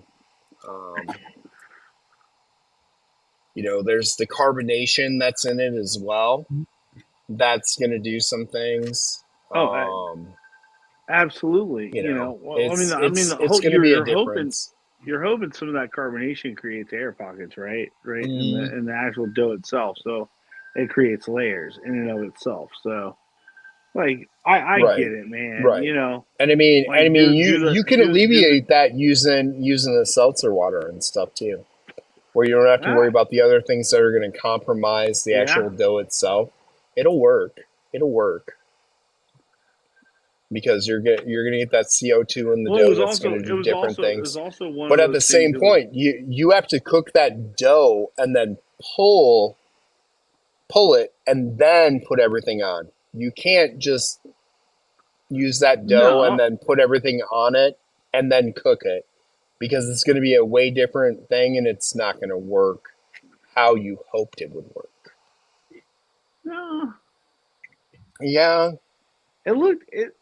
Listen, it didn't look bad, dude. It don't look bad, but it comes out completely different. Fair enough. Zach, have you ever been to New York? No. Yeah, I live in Dude, y'all don't let Texans in New York. Come on now. The only reason I want to go to New York is to fucking see the fucking Brooklyn banks. I want to see like the the Brooklyn. plaza, the Brooklyn banks, man. Yeah, The hell's see, the Brooklyn Banks? yeah, that's part of the problem. It's a skateboarding spot. Okay. So like like I'm sure I could get you into it. I just, so as I'm an Agent Orange baby, my ankles were put on sideways. Skateboards never worked for well, me. I mean, I just like going to New York to see the New York, like the normal New York stuff, never really excited me. Like I'd want to go see What like about all this? I want to go see I want to go see the the plaza where they shot the big fight scene in fucking Kids. Like I want Oh to go see the yeah. plaza. You know what I'm talking about? Oh man, dude, you're bringing out Tully Oh, time. dude, Tully time. What you know, time is like it? It's Tully Joey time. time. You know what I'm saying? Like like those are like You to know go see you're the old Brook. when you know what Tully time is. Yeah, Tully time. But I mean like that movie. I remember Holy when shit, we watched man. that movie. Oh my When we god, you sent me into a whole spin here now. Oh my god. dude when we watched that movie back in the day, and Yeah. it was literally like I was living that shit. Wait, are Like you it talking about was Eloise in the plaza? no, dude. No, dude. Have you ever seen the movie I'm trying Kids? to look it up. Hold on. Have you ever seen the movie Kids? No, at least All not right. that I remember. All right. Well, okay. So Kids was like a coming of age story about fucking, and it was centered around skateboarding. 1995, 95. Yeah. Yeah. NC-17. I gotta check Fuck this. yeah. Oh yeah. Harmony Korine. Well. Ben. It was Chloe Segeni's first movie. Chloe Segeni's first movie, and Yeah. Rosario Dawson, who was Yeah. actually really, really good friends with. She got that Yeah. part because she was Wait, really good friends did with she pull Harry. did she pull the boobies out? No, No, dude. but she does basically get raped in the movie, Yeah. which There's a lot of crazy. which is really fucking sad. But No, Yeah. but I'm but trying to look Yeah. up And where I'm and trying to look up where it was filmed. yeah, and it covers the well origin of there's that whole kids contracting AIDS. yeah it's Yeah. It's fucking deep, man. Like That's fine. I'll check it out. But I'm trying to find out. it was like one of those coming of age movies that like I don't think Oh, they it was should have filmed in been so I don't think they should have been how so hard on it for the fact that it kind of no. opened your mind and made you go, oh I shit. got it. I know but exactly where I go to.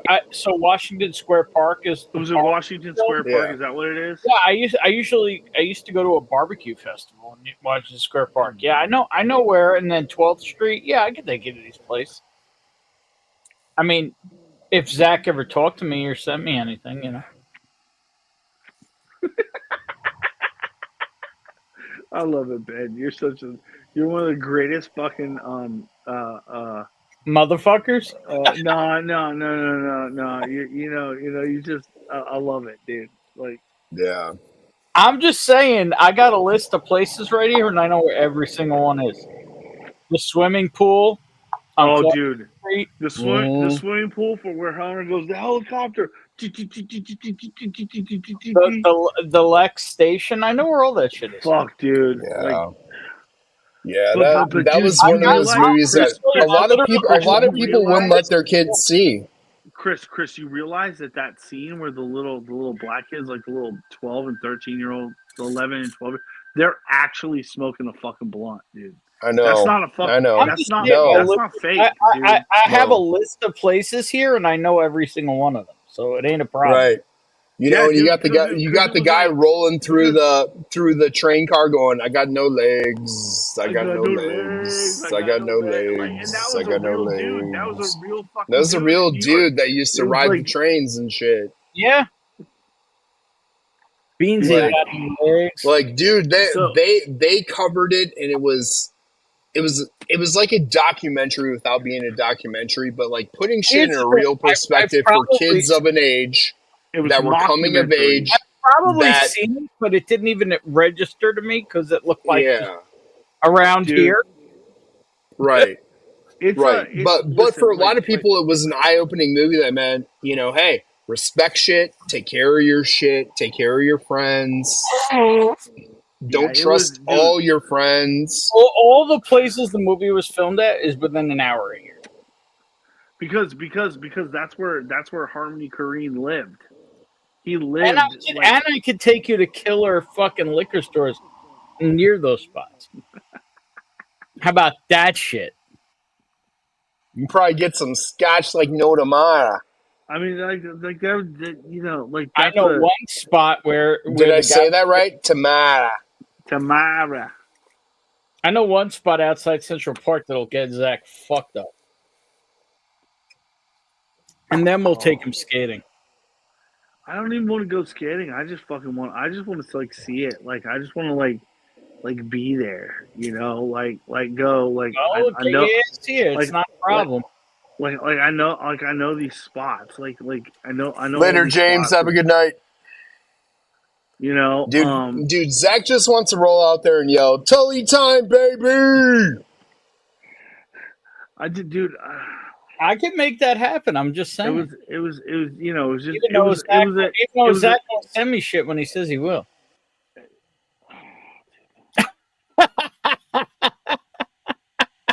you lost your goddamn humidor. You didn't even have anywhere to put them. I found it. Yeah, well, you found it like 2 months ago. Because I you made dropped another it. one. I bought a bunch of sticks. Well, good morning, James. Sorry, buddy. Yeah. It's morning for him. Nah, I the forget truth that. is- I forget that truth shit. is, I got plenty of sticks. The only sticks I don't have plenty of is battalions. But there's reason. I know where you can get them. That's what I hear on BattalionCigars.com. Yeah, that is a true fucking Yeah. statement, and that ton is fucking phenomenal.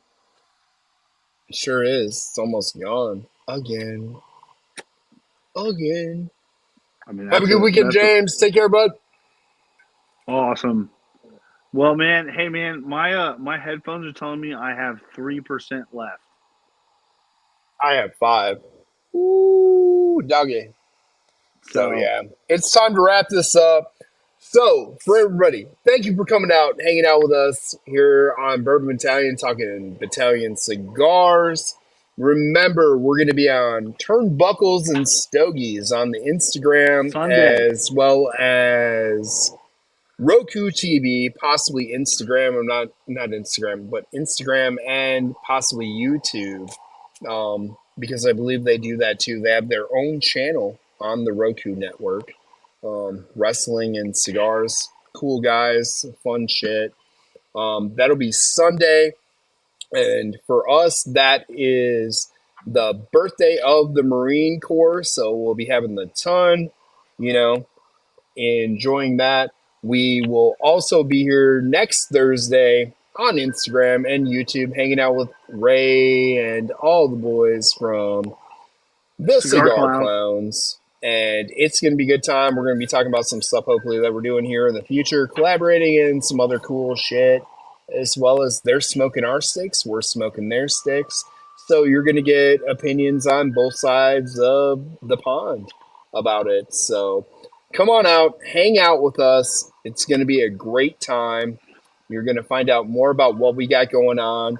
We'll also be talking about our fun Black Friday t-shirt drop. That's going to be like a 7-day drop. It's going to be a limited Battalion Cigars t-shirt drop just for fun. Because, that's me, man. I'm going to make cool shit for all the holidays and all the weird shit. So let's just do it. Let's hang out and have a Don't good forget time. the clusterfucks. Don't forget the clusterfuck. And the clusterfuck. The clusterfuck, we have kept the price right now at $200. And that gets you access to the vault. So that's all the private cigars we do if you're not in the different groups or at the different distilleries. That's going to get you some special gear. Some of that is actually being made this week for our early adopters. So they're going to be seeing that very soon. We have some other things in the works that they're also going to be getting. But you're going to get stuff like that. You're going to get access to the vault that gets you older cigars that were releases as well as collaborations you can't get.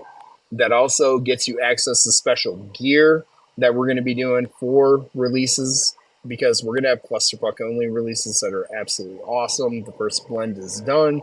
First design and band is done and the gear design is done. It's absolutely fabulous. It's fun as hell. But that is for 1 year, 1 calendar year. So the day you sign up is the day you renew. There are no auto renews. Don't worry about that. So you're in based on you being in. But that is $200. That is going to go up after Black Friday, back up to the $250 range. So if you want to get in, save that $50, get access to cool shit. Just come hang out with us and chill, man. There's a lot of other cool stuff. Don't forget that we're going to be doing clusterfuck only live streams. Yeah. That will not be posted. It'll Nope. only be to the clusterfuck members. You will also be helping us on blends. You will also have access to the barrel picks that we're doing that are clusterfuck only. We have a couple of those lined up, and we'll have cigars made for the clusterfuck only that go with that actual barrel pick. And if you're part of the clusterfuck, you will have an opportunity to put your name in to go on that barrel pick with us. Yep. So there's lots of fun stuff that goes with the clusterfuck. It's not just like, hey, I paid extra for something and hope to get like an extra cigar or something here or there. There's a lot of cool shit that goes with it. Awesome, man.